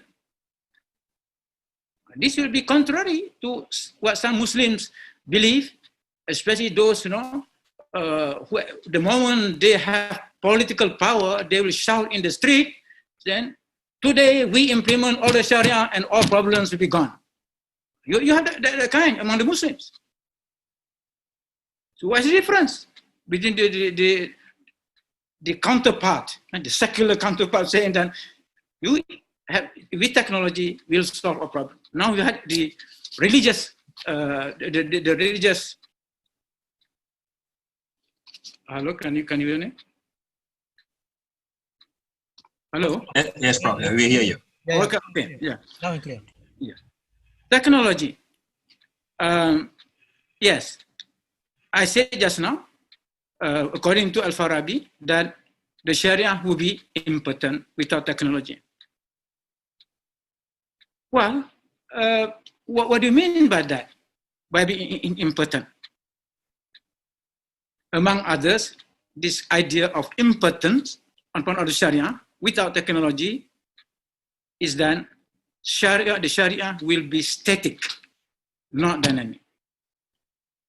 You are happy, the laws are there, say that, whatever the laws have been formulated, they are there, but it's not moving, does not have the gear, the right gear to move, just depending on simple faith, the blind faith, blind obedience. This is the law of God, and therefore it will solve our problem. But that is not the message of the whole Sharia. The Sharia is much more than that. Now, it is also important in the sense that it is not efficacious. It's not able to solve certain problems, maybe not always, it's not able to solve problems of society. For example, let's say, for example, epidemics. Epidemics or pandemics, different kinds of diseases. How can we solve that without science and of course, and also the medical technology and so on? It's not effective, especially in our modern times when our world is interdependent. So the challenge in terms of finding solutions to problems, these pandemics, certainly the need for the right form of technology. So I'm saying that Sharia without technology would be ineffective, not efficacious. Another thing about this importance of the Sharia in the absence of technology is that it becomes prescriptive, formalistic. The Sharia will become formalistic and not creative. How many of us Muslims talk about the creative aspects of the Sharia? Sharia as a creative force rather than merely as a prescriptive force. Creative. But the history of Islamic science, the history of Islamic astronomy, the history of geography, if you go through that history carefully, the role of technology in advancing knowledge in these different fields. In terms of, let's say, for example, just to locate carefully where Mecca is for those Muslims who live in Spain, those who live in China, in the fringes of the globe. How to calculate, how to determine as correct as possible is the role of science and technology. That is reference to prayer, right? So, and of course, the question of advancement in Islamic astronomy thanks to technology. In the 13th century, the observatory in what is today Azerbaijan was the best in the world. The best research center in the world. That was the observatory. It appears also into the heavens, headed by Nasiruddin Tusi. His fellow scientist, assistant was Kutubuddin Shirazi, one of the persons I dealt in my book, Classification of Knowledge. I used to say that the observatory in Maragha, Azerbaijan, was the Cape Kennedy of the day. The Cape Kennedy of the day. They do research on orbital motions of the planets and so on, apart from looking at the new moon and so on, the motion of the planets. That is in the name of the Sharia. Science, as David King used to say, a historian of Islamic science, the science that serves the Sharia. Science that serves the Sharia. So that's what I meant. Yeah. So basically, Sharia without technology means also that society will be poorer in wealth, because technology is a creator of wealth. It's a tool to create wealth. Well, if you don't have wealth, how can you distribute? How can you do the ethics of distribution as required in Islam? Yeah, you do zakat, you do other things, donations, and so on. It all depends based on the assumption that there is wealth to distribute. So in Islamic civilization, for example, it goes to do that. That in the sense that the creative and distributive aspects must go together. And also, without technology, the more general questions, earlier during the question time with Dato'Seri Anwar, somebody asked about the maqasid. Yes, without technology, how can the maqasid be realized in society? Go through all the purpose of the Sharia. In other words, what it means that the Sharia is not able to realize its own purposes and objectives without the good help from technology. So, and for Farabi, he came to this. For him, for Al-Farabi, the complementary role of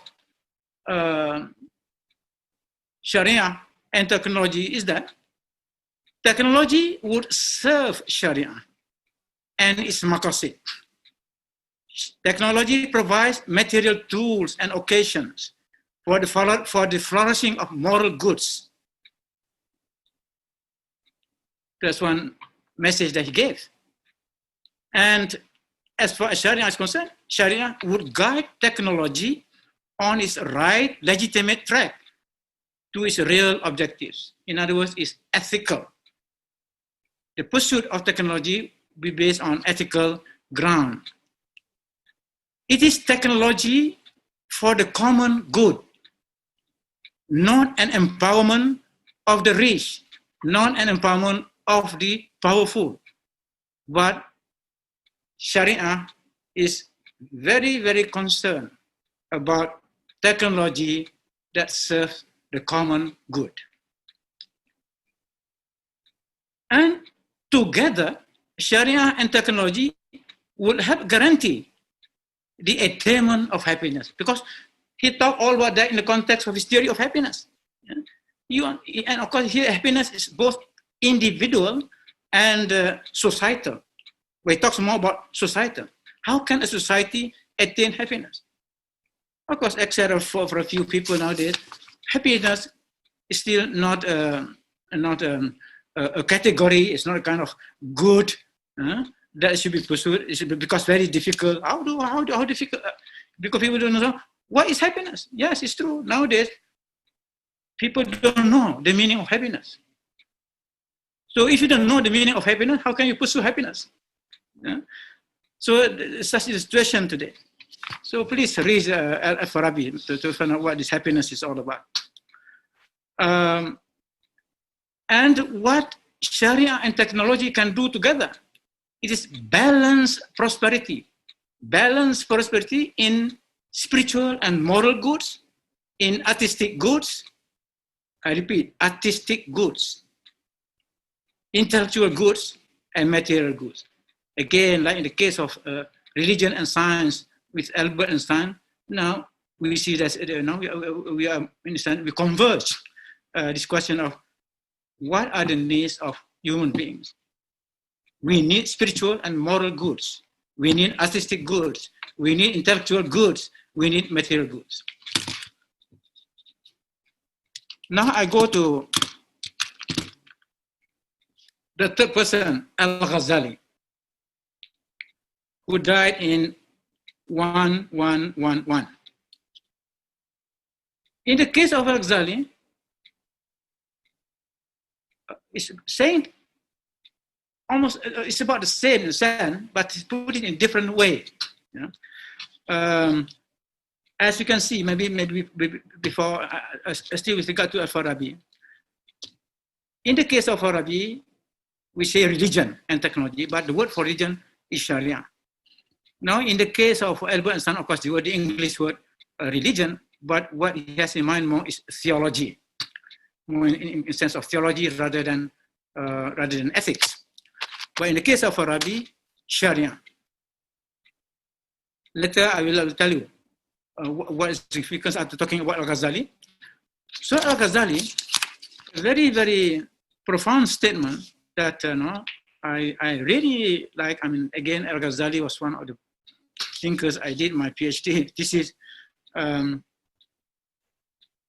In his book, the Risalah al-Laduni, he said that what is religious is rational intellectual, and why is rational intellectual is religious. Now, the words, the Arabic words he used, of course, what is shar'i is aqli. What is aqli is shar'i. No, this comes from, these are the words from the man who has been accused of, of destroying reason, killing reason and anti-reason or something. No, yeah. I repeat, for those who know what is religious is rational intellectual. What is rational intellectual is religious. In other words, it conforms to the truth of revelation. Now, what is the message of Al-Ghazali? Sharia is not hostile to reason. So there are Muslims who are afraid of using reason, or is afraid of using a lot of reason. Say, oh, we do not want to use to reason, but want to expect others also to behave the same. But the message from Al-Ghazali is that the Sharia is not hostile to reason, nor is reason undermining the Sharia. On the contrary, rationality is the essence of the Sharia. This comes from the word, of course, who in his young days, or when he was a child, only had one ambition, to be a lawyer. He wanted to be a lawyer, because lawyers were very well paid also at that time. So his mind was very rational. What do you expect? All lawyers are rational, except that sometimes too rational or rationalistic. Yeah. But he said rationality is the essence of the Sharia. Now, if you think carefully of this statement from Al-Ghazali, it's almost stating what Einstein said, what Al-Farabi said, but the emphasis is more on here. The emphasis is different here, or the context is different, right? The context here is in the time of Al-Ghazali, many people who abandoned religion in the name of rational thought, or harder, if not religion altogether, who abandoned the Sharia. They feel they are intellectuals, they were thinkers, they don't need to pray and do the other intentions of the Sharia. That was the context. That was the society he was facing at the time. This was this is not 20th century. That was what we are talking about 11th century and 12th century. Because they lived during those two centuries. But he emphasized that the unity between the Shari and the Aqli, between religion and again here the word is Sharia. Now, since there are two times already, in the case of Farabi, for religion there is a Sharia. In the case of Ghazali also, and except for the first, in the case of Einstein, it is about religion, which is a theology. I would like to emphasize here that when we use English words, as Einstein did, the context was Western, Christian, Judeo-Christian, Western, in which religion possesses a certain connotations, the meaning. In the case of the West, as I will be saying something a little bit about Thomas Aquinas afterward, the core of religion in the West was theology. The core of religion in the Islamic civilization was not theology, but Sharia. You see, what is central in one religion may not be central in another religion. That is important to realize. especially for students of comparative religion. Because it's different. So in the case of the Christian world, theology is central because of the nature of the message. The message centers on Christ. God sends his only son in order to provide salvation to human beings. Yeah? So therefore, that was the fundamental issue faced by Christian theology. But in the case of Islam, the centrality of the Sharia, because theology did not have, in the sense that theology in the sense of knowledge of God, the knowledge of God in Islam does not have, in a sense, special groups are considered as experts. We don't have that in Islam. Of course, the word kalam has been translated as theology and mutakallim as theologian by Western scholars, but that is not correct. That is not really correct. That's why I personally, in my own case, I use the word dialectical theology. So the reason is that in Islam, the experts on God do not just come from one school. In other words, everybody talk about God. Yes, it's from different perspectives. For example, the jurists, the fuqaha, will talk about God as the lawgiver. So they don't talk about the entire attributes of God, but they just select one that is the most relevant to their field, which is about law, that God gives the law. So God as the lawgiver. In the case of the mutakallimun, they talk about theology, yeah, they talk about God, but they selected out of so many divine qualities and attributes, they selected a few, basically emphasize more that God is the most powerful. God wills everything. Everything depends on God's will. So the attribute of this divine will and divine power override all other attributes. But then the philosophers. The philosophers also talk about God.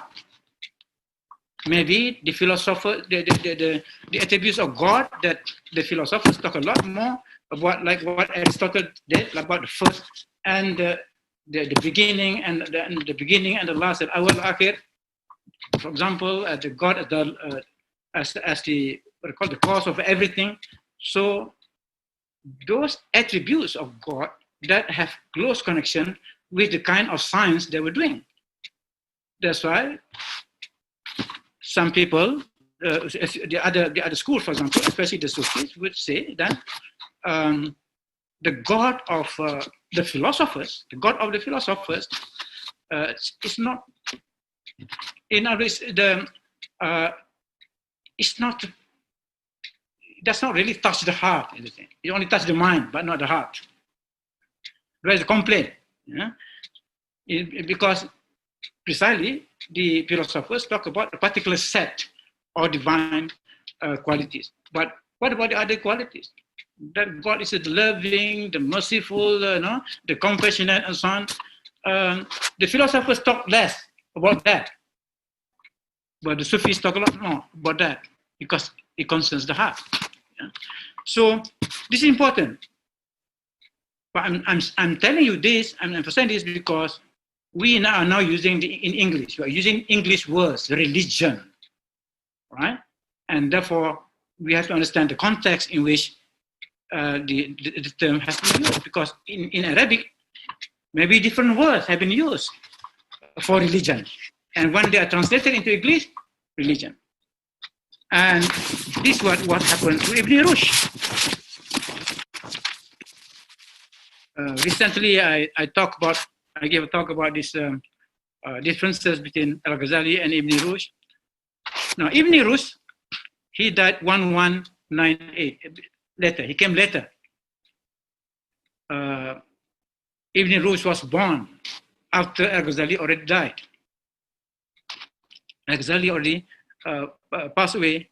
So the question of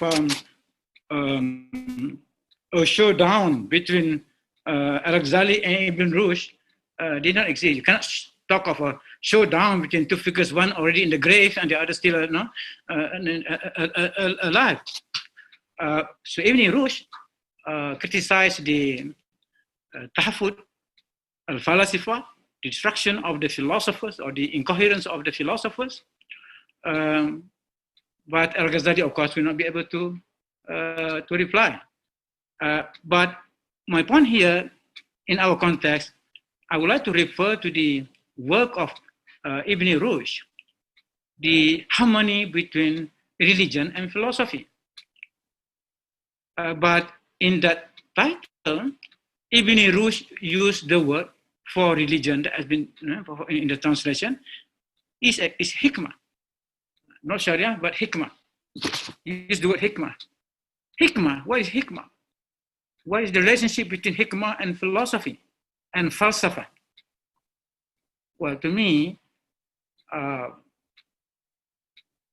in general, I mean, the two terms overlap, but there are certain differences in which they differ. But what is important to bear in mind is that, no doubt, due to Al-Ghazali's attack on the falasifa, on the philosophers, the principles of philosophers, even at the level of terminology, you could detect certain changes. Instead of falsafa, instead of the word falsafa, the word hikmah was more frequently used. It's an indication in the sense that Islamic philosophy was turning away from the Greek tradition more and more into its own inner tradition, because the word hikmah is contained in the Quran, in the Hadith. What it means is Sophia.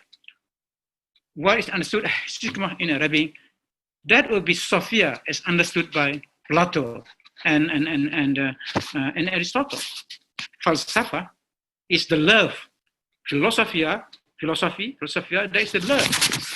There's a difference, and it's subtle difference between to say wisdom and the love of wisdom, or the Sophia and love of Sophia. So in the case of Ibn Rushd, in this particular book, he used the word hikmah. And he said, as for religion, the word Sharia. So again, in the case of, as in the case of Al-Farabi, Al-Ghazali, it's not deen, it's not a deen. Because when say, I suppose when say you want to translate from English into Arabic, when you use the word religion, I'm sure some of you will translate as a deen. But it's no, yes, it's Sharia. And the Sharia is not equal to the deen. The Quran is the proof. All right? So in other, of course, Sharia is the core of religion. So what is the message of Ibn Rushd was that philosophy and religion are in harmony. Hikmah and Sharia in harmony. Now, of course, the question of Ibn Rushd, has I mentioned in my presentation last time. Somehow, Ibn Rushd has been misunderstood in the West. Ibn Rushd has a large influence in the West, being a Spanish Muslim, in Cordova. His works translated into Latin. So he even had a fan club among the Latin scholars who like him very much, but somehow Ibn Rushd has been misunderstood. What was the misunderstanding, Bob? They claim that Ibn Rushd believed in the double truth theory, the two different truths, the truth of reason and the truth of revelation, or the truth of philosophy and the truth of religion. But those who study Ibn Rushd know very well that it's not true. But the wrong misunderstanding about Ibn Rushd was disseminated in the West. The people, his followers who believe him, who really believe that he was like that, And that was later to contribute to the tension and conflict between revelation and reason in the West. Ibn Rushd was not to be blamed, but those who understood him wrongly were to be blamed for that. Because Ibn Rushd believed that in one body of truth, revelation and reason are two paths to the same truth. Of course, some Muslims do not accept it. How can philosophy can lead to the truth of revelation? Kutubuddin Shirazi, by the way, said yes, more or less, but there are a few exceptions. In other words, there are certain aspects with regard to the Sharia that philosophy cannot arrive at the truth of revelation, but have to accept it. Accept it, but it is intelligible. But philosophy cannot arrive at some of the doctrines, some of the maxims in the Quran with regard to, for example, the question of fasting and other things, or prayer. Reason cannot establish that. We have to depend on revelation. But for most of the truths of religion, basically the fundamental truths of revelation, like the existence of God, the unity of God, the existence of the angels, and so on, the unity of the universe, all these doctrines, all these principles were established by the Muslim philosophers by means of reason. But I would like to tell you later this very interesting connection. What Ibn Rushd also accepted is this. Number one, if our reason, our intellect, our uncle is healthy, really healthy, wholesome, then that reason, the uncorrupted reason, will be able to reach at the fundamental truth of revelation. It's a very, very important claim. Well, in principle, some people may not be able to see that, to arrive at that, but in principle, but in fact, in the case of some Muslim intellectual scholars, they do accept that and they do experience that in their intellectual life. They did demonstrate at this fundamental truth. If you go through the works of the Muslim philosophers, they will go on proving independently of revelation. And that's one thing that Ibn Rushd believed. But this is not contrary to what Al-Ghazali also believed. The thing with Al-Ghazali is that the starting point is different. Ibn Rushd has a different starting point. Ibn Rushd's starting point is, if our reason, akal, is healthy and wholesome, we will arrive at the fundamental truth of revelation. The premise is our akal is healthy and wholesome. But Al-Ghazali, being a Sufi, who also wants to start from the empirical facts. What is the empirical fact? What is the actual thing that is that exists in our being, in our society? Well, due to another part of our individuality, namely our shahwat, our hawa, our reason can be corrupted. So Al-Ghazali starts from the premise that our reason is corrupted. So with the reason that is corrupted, you cannot expect all the beautiful truths of religion and philosophy will be understood by the people, the very people who has a problem with their own intellect, with their own mind. Understand that their mind is not clear. Yeah? Their mind is not disciplined. Their way of thinking, say the Malay word is kecamuk, yeah? No discipline in thinking. So you have that. Salam, Prof. Just to remind you, if you want to have a Q&A for half an hour, you have about I think I'm coming close I'm coming close. I'm coming close, Anand. Now, but I just mention one more about this, the idea of natural religion. religion of nature and the natural religion. Ibn Rushd believed that, and other Muslims, and Ibn Sina also believed in that. I just want to mention this. The good friend of Ibn Rushd, they're good friends. I mean, also as philosophers, they quarrel often also. That the name, have you heard, I'm sure, the name of Ibn Tufail. Ibn Tufail, the Latinized name Abu Bakar Ibn Tufail, who wrote a book called the Living Son of the Awake, Hay Ibn Azan, who brought out the idea of this natural religion.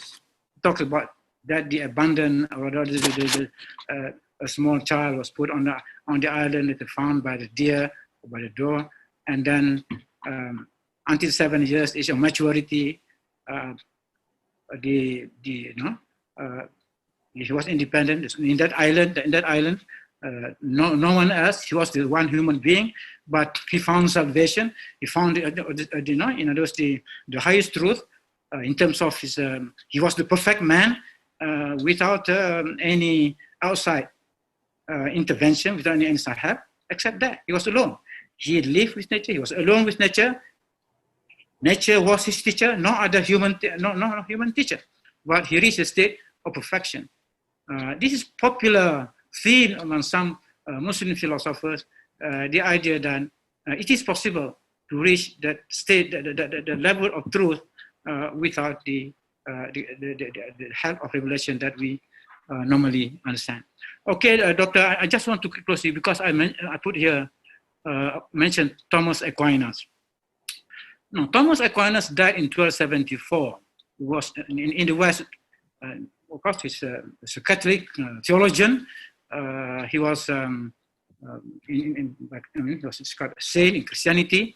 But Thomas Aquinas was influenced by Al-Farabi, was influenced by Ibn Sina, also by Ibn Rushd, but he also among the people in the West who misunderstood Ibn Rushd. I mean, he really thought that Ibn Rushd believed in these two the two-truth theory. So because of that, Ibn Rushd received a damnation from him.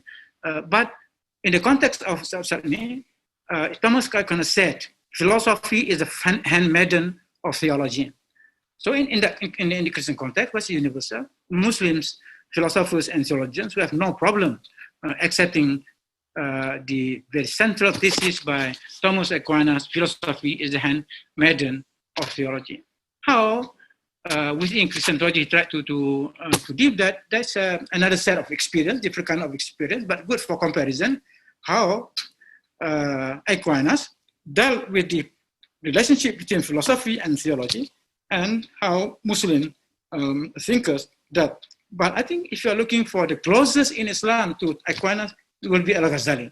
Al-Ghazali would be the closest in terms of thought on the subject of philosophy and theology.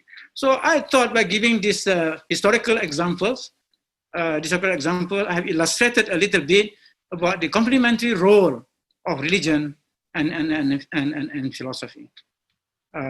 Thank you very much. Assalamu alaikum wa rahmatullahi wa barakatuh. Alaikum salam wa rahmatullahi wa barakatuh. Jazakallah khair. Thank you very much, Prof. Osman, for your very, I think it was a very detailed discussion on the theme of this complementary role played by religion and philosophy over the history. Besides Albert Einstein, you talked about the views of various Muslim scholars, including Al-Farabi, Al-Ghazali, Ibn Rushd. You mentioned in brief Ibn Tufail, and finally you ended with very briefly again on Thomas Aquinas. There's been a very active discussion also going on in the chat, but I think I'm going to follow the the views maybe given by the organizers, and that we would like to have maybe questions directly in this question time rather than from the chat. In case there are no questions, then I will maybe go back and pick out some. And I think there's a good system that has come out. There have been some participants who have indicated that they want to ask questions. Yeah? So I'm just going to go according to my record, who has indicated this. Halimah Muhammad Said, I think you have indicated you want to ask a question, I think, and follow, sorry, no, okay, thank you very much. Although I do know you have asked quite a number of questions in the chat. Arif Subhan, you have a request to ask a question, please.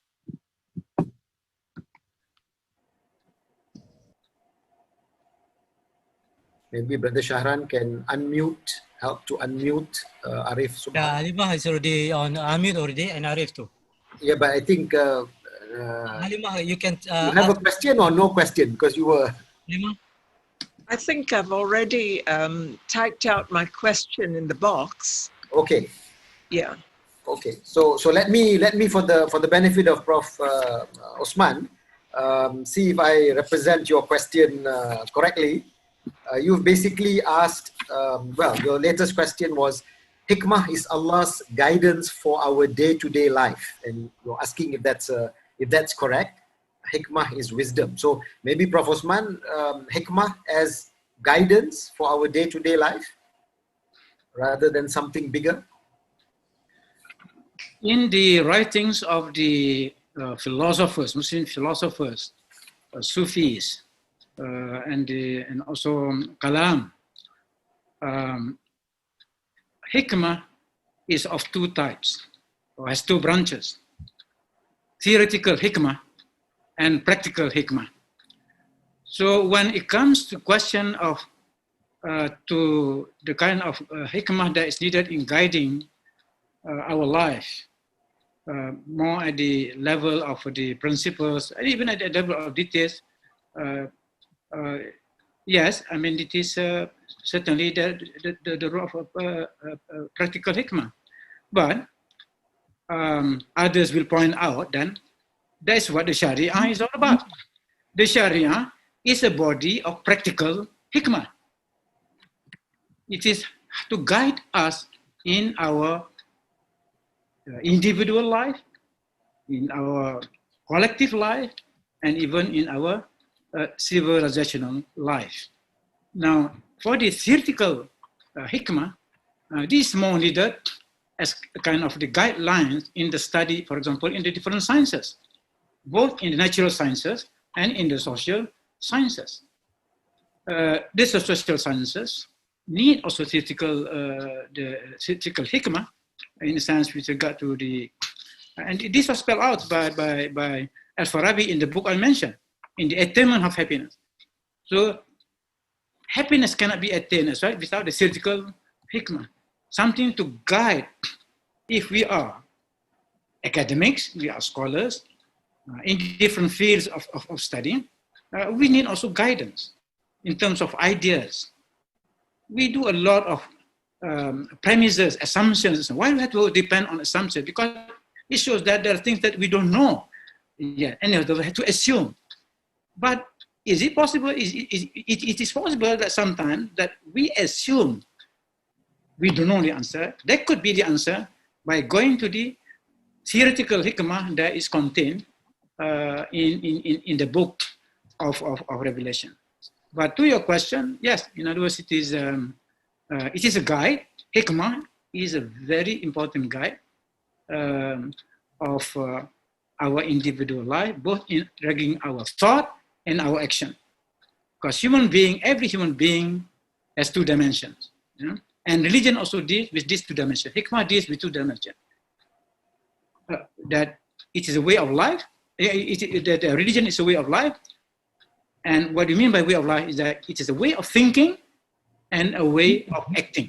The two must go together. Not enough just acting only without thinking, or thinking only without acting. The two must be harmonious. Prof, just a continuation, because there was an earlier question. The Muslim world unfortunately faces, societies that maybe are not having access to education, or who don't have knowledge about their religion. So for people who are not informed, or who are not educated, or who are not learned, what is the most efficacious path towards achieving religion and faith, and therefore eternal salvation? Also from Halimah. Please. Well, I mean, we are living in the best of times and the worst of times. You say that no opportunity, no access the access to knowledge is everywhere. Yeah.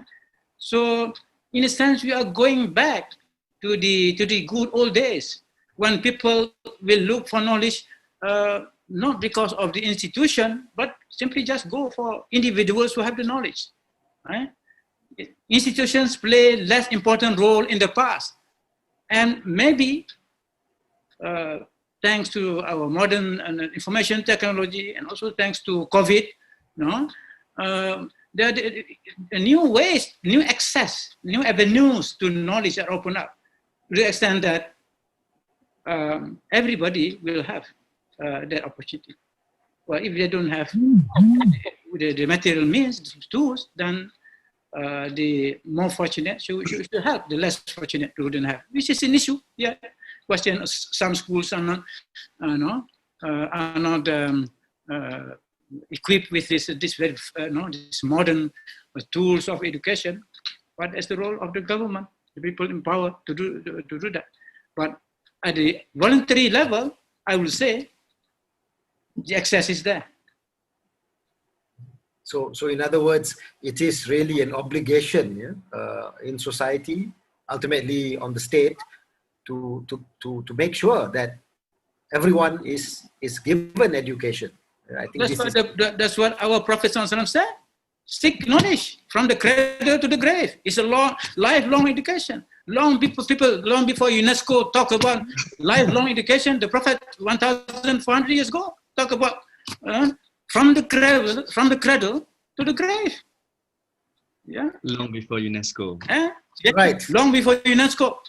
Yeah. The Prophet talked about that. And also every Muslim, male and female. It's not only for male. It's not only education for 50% of the population. No, that's against Islam. Prof, thank you very much, the organizers, for allowing me to ask this question. Alhamdulillah, it's always a pleasure to listen to Prof. Osman. I actually wanted to ask you a question with regards to our current situation, given the fact that we have COVID, as you've touched upon earlier. I was going through the Muqaddimah by Ibn Khaldun, and he talks about the criticisms of several historians, and the issues that he talks about relate to partisanship towards a creed or opinion, overconfidence in one's sources, the failure to understand what is intended, a mistaken belief in the truth, and the inability to place an event in its real context. So my question to you, Prof, as with the Muqaddimah, for example, Ibn Khaldun talks about civilization as going through cycles, and at one stage or the other, the civilization would reach a point where it decays. Do you think that living in the time of COVID, living in the time of spiritual morass, do you think that we are in a situation where we are, in a way, in a form of decay, talking about our civilization right now? Well, we can look at the issue from different angles. Yes, Ibn Khaldun talks about the cycles in human history, but the cycle is not really for the whole of humanity, but for particular societies, particular civilizations. It does not talk about humanity as a whole. We are coming to that in the sense that as our world becomes more global, and become more interdependent, and certainly we have that feeling. So modern means of communication have brought us together. So in the sense that our destiny, our fate, is going to be differently experienced from people in the past. In the past, people talk about the history of a particular people, the history of a particular civilization, or the rise and fall of dynasties within that civilization. Civilization again goes, but the people in power, the dynasties change. Yeah, one dynasty replaced by another. How long one dynasty rule and so on. That's the question of details. That is for the historians. That is for the political scientists and so on.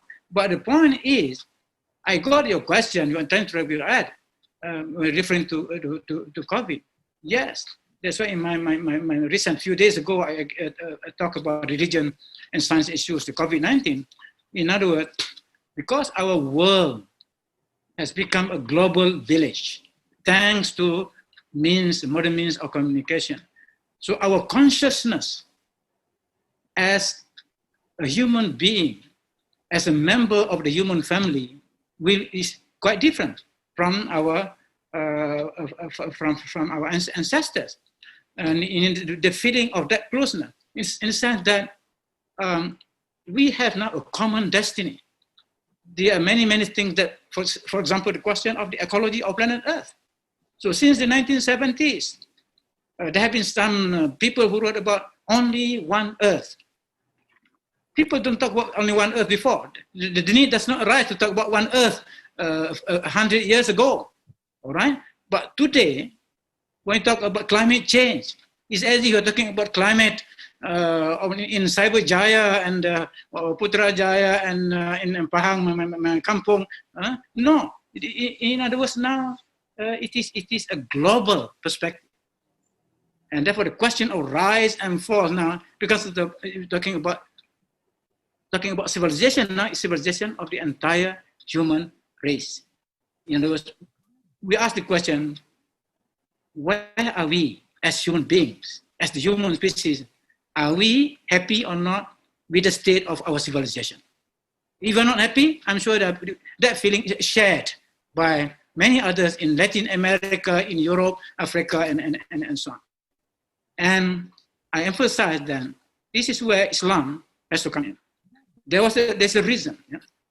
In fact, the responsibility of Islam is even more, because God made Islam the last of his religion.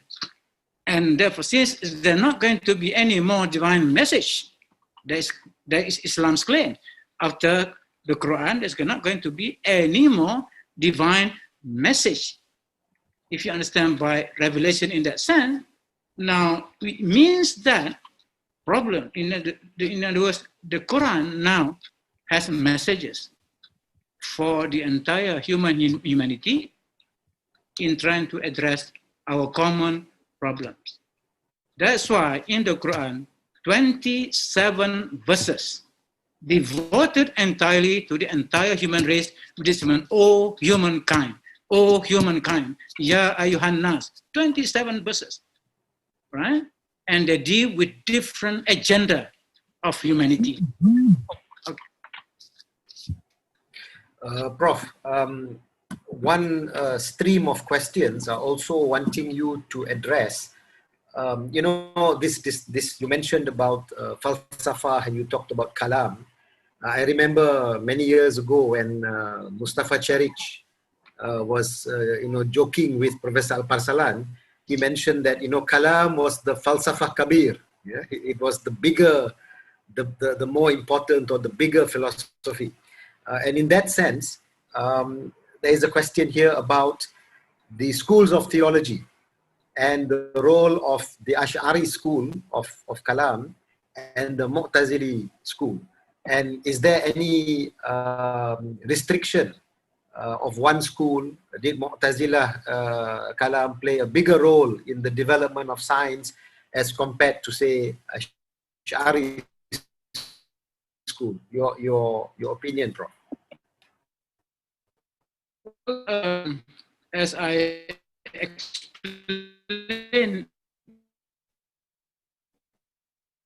you cannot expect to have consensus among the intellectuals, among the scholars, academics, on everything now. Of course, one characteristic about Islamic thought is that it is divided into schools. This is very important compared to the modern situation. In classical time, traditional, the emphasis is on school. You belong to a particular school. Of course, there are exceptions, like Biruni, a great scientist. I'm considering him as the greatest scientist of all times, greatest Muslim scientist. He did not belong to any particular school. All right, you have that kind of expression. But in the case of the majority, they belong to Christian schools, whether school of law, or school of Kalam, or school of falsafa, or school of Sufism. So you belong to a different school. Why? Because in Islam, what is important is that you speak from a perspective rather than giving your individual point of view. Muslim and the thinkers in the Islamic civilization were not individualistic thinkers. Because they spoke, or they don't say, in my opinion, according to me. No, they talk less about that. All right? They talk about from what perspective. And precisely because on intellectual matters, on scientific matters, philosophical matters, there are many perspectives. So the difference between, say, now you mentioned the schools of Kalam, right? The Asharite Kalam, the Maturidi Kalam, the Mu'tazilite, there are different schools of Kalam, right? Why do you have different schools? Because they, number one, they concentrate on different aspects of divine attributes. There are hundreds and hundreds of divine attributes qualities, not just 99. That's just symbolic. 99 beautiful names. But it doesn't mean that God's quality is limited to 99. That would be absurd. Yeah? So in other words, because of that. The number two, in terms of, they could differ in terms of methodology, in terms of proofs, in terms of methods of proving their claims. That's why the difference between the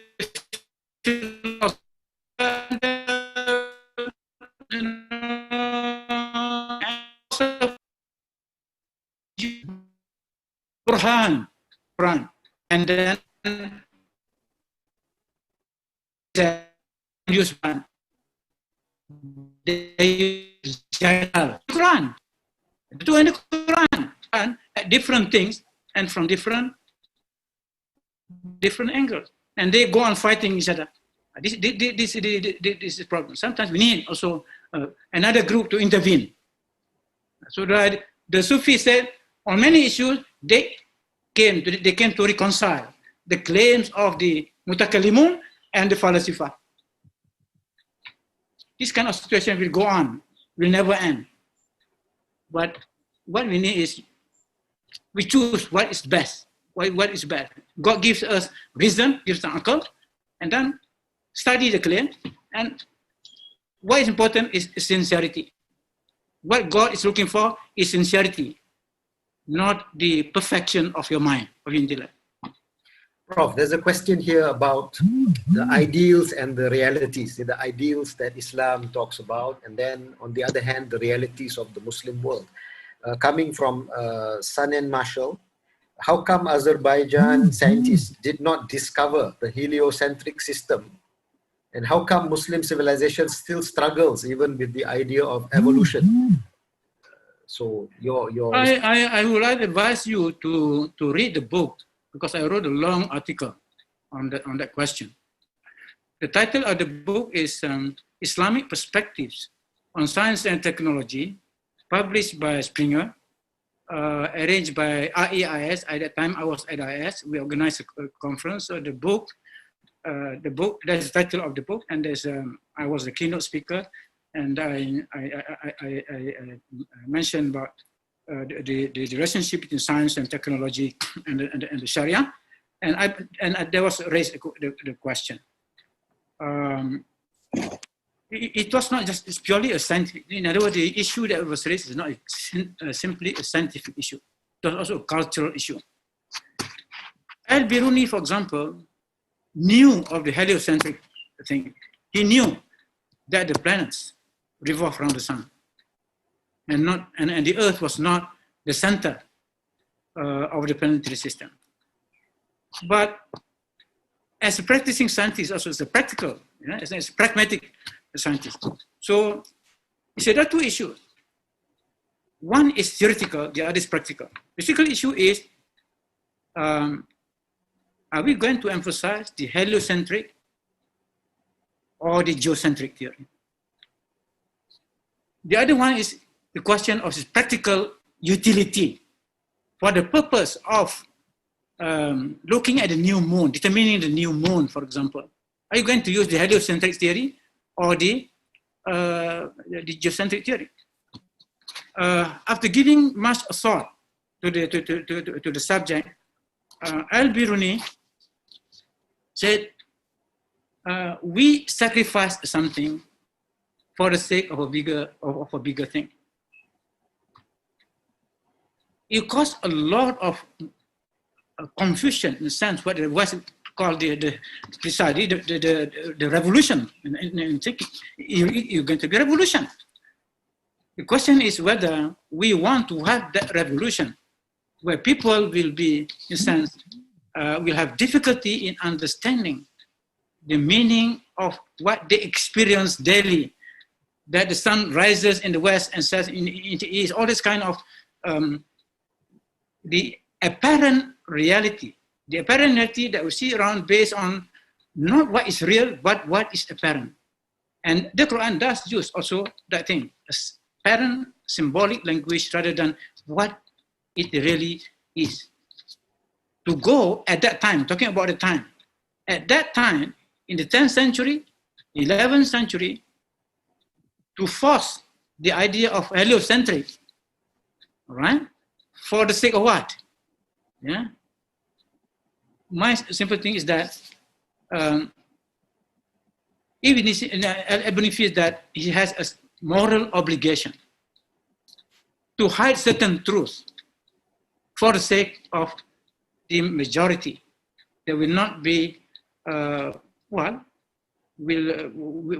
go to that experience that normally accompanies all revolutions, and here in the case of revolution of thought. But in the West, it was different at the time of Copernicus. But even then,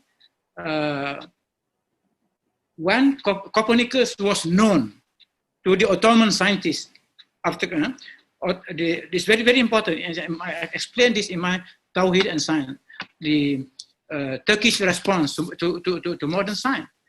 Now, in 17th century, 16th century, 17th century Ottoman science, they knew about the heliocentricity, but they still retain their mathematical astronomy based on the geocentric, because they say, look at our mathematical astronomy. It's far superior to the mathematical astronomy of Europe at the time of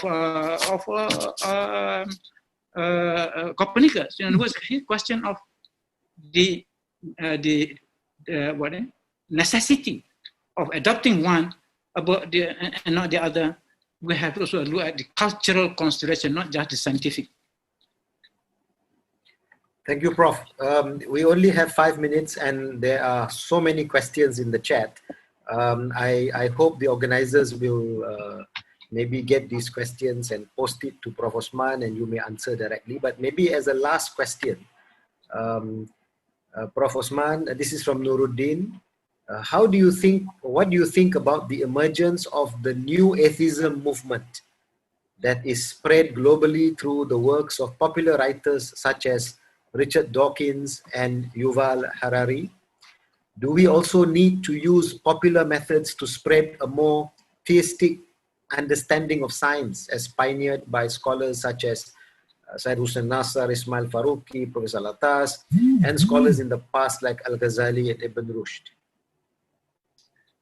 Well, this is not a new problem. Atheism has existed in every age, right? And the causes of that, of course, differ from age to age. It's not the same. Therefore, those people who are interested in addressing the issue in the context of our time will need to answer what has led people to leave religion or even to abandon God. That is the question. Until we understand that, we are not able to deal with the question. And therefore the answer in our time is not the same as in the same time of Aristotle, in the same time of Al-Ghazali, or or in the case of China now, the Republic of China now, it's different.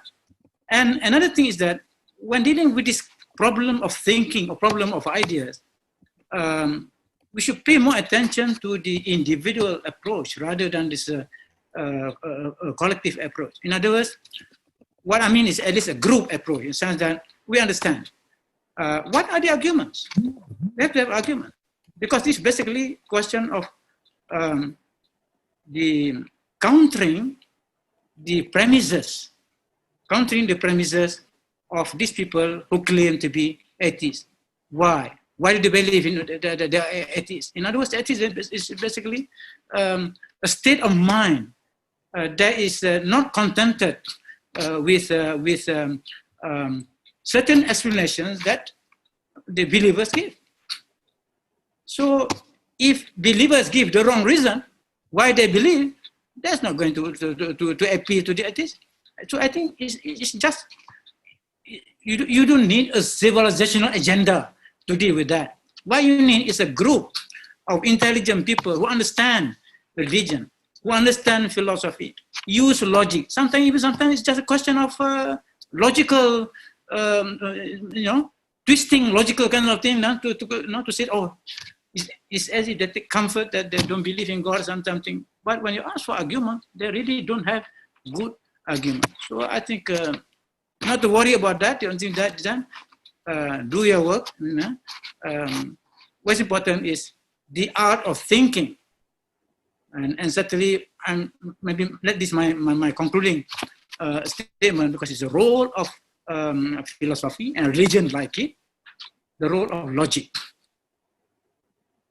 Today, many of the minds of people are in a state of confusion, indiscipline. In Malay, say, fikiran yang keruh, bukan fikiran yang jernih. Pemikiran kejam, because no discipline. Thinking is an art. So let us teach the art of thinking, which traditionally speaking was the art of logic, mantik, the language of mantik. That's why Al-Farabi put there. After language, everybody wants to become a philosopher. First, learn the science of language, then the science of logic. There's a close connection between logic and language. Two of the areas in which today our students are very poor. Thank you. Jazakallah khair. Thank you very much, Prof. It's really sad that we don't have more time, but I hope that we will have other occasions for us to continue this discussion. This idea of complementary roles played by philosophy and religion in building civilization, I think is not a new issue. It's not going to be resolved by the lecture today. It's going to be continue to be debated. But let me just end by quoting again the two scholars that you started with. Science without religion is blind. Religion without science is lame. And then technology without the Sharia is arrogant. And Sharia without technology is impotent. I think these two views from a modern philosopher, scientist, and from a classical Muslim scholar is apt way to end the session. So I once again thank Prof. Osman and all the 230 plus participants for remaining with us throughout this session. Apparently, online sessions have a maximum capacity of 1.5 hours or 2 hours, but we've had a session for 3+ hours this morning. So thank you all for being with us and staying with us. We have a short break, but I think we will then come back again for the next session. So I now hand the session back, I think, to Wan Hikmah, or is that it? Yeah, can I hand it back?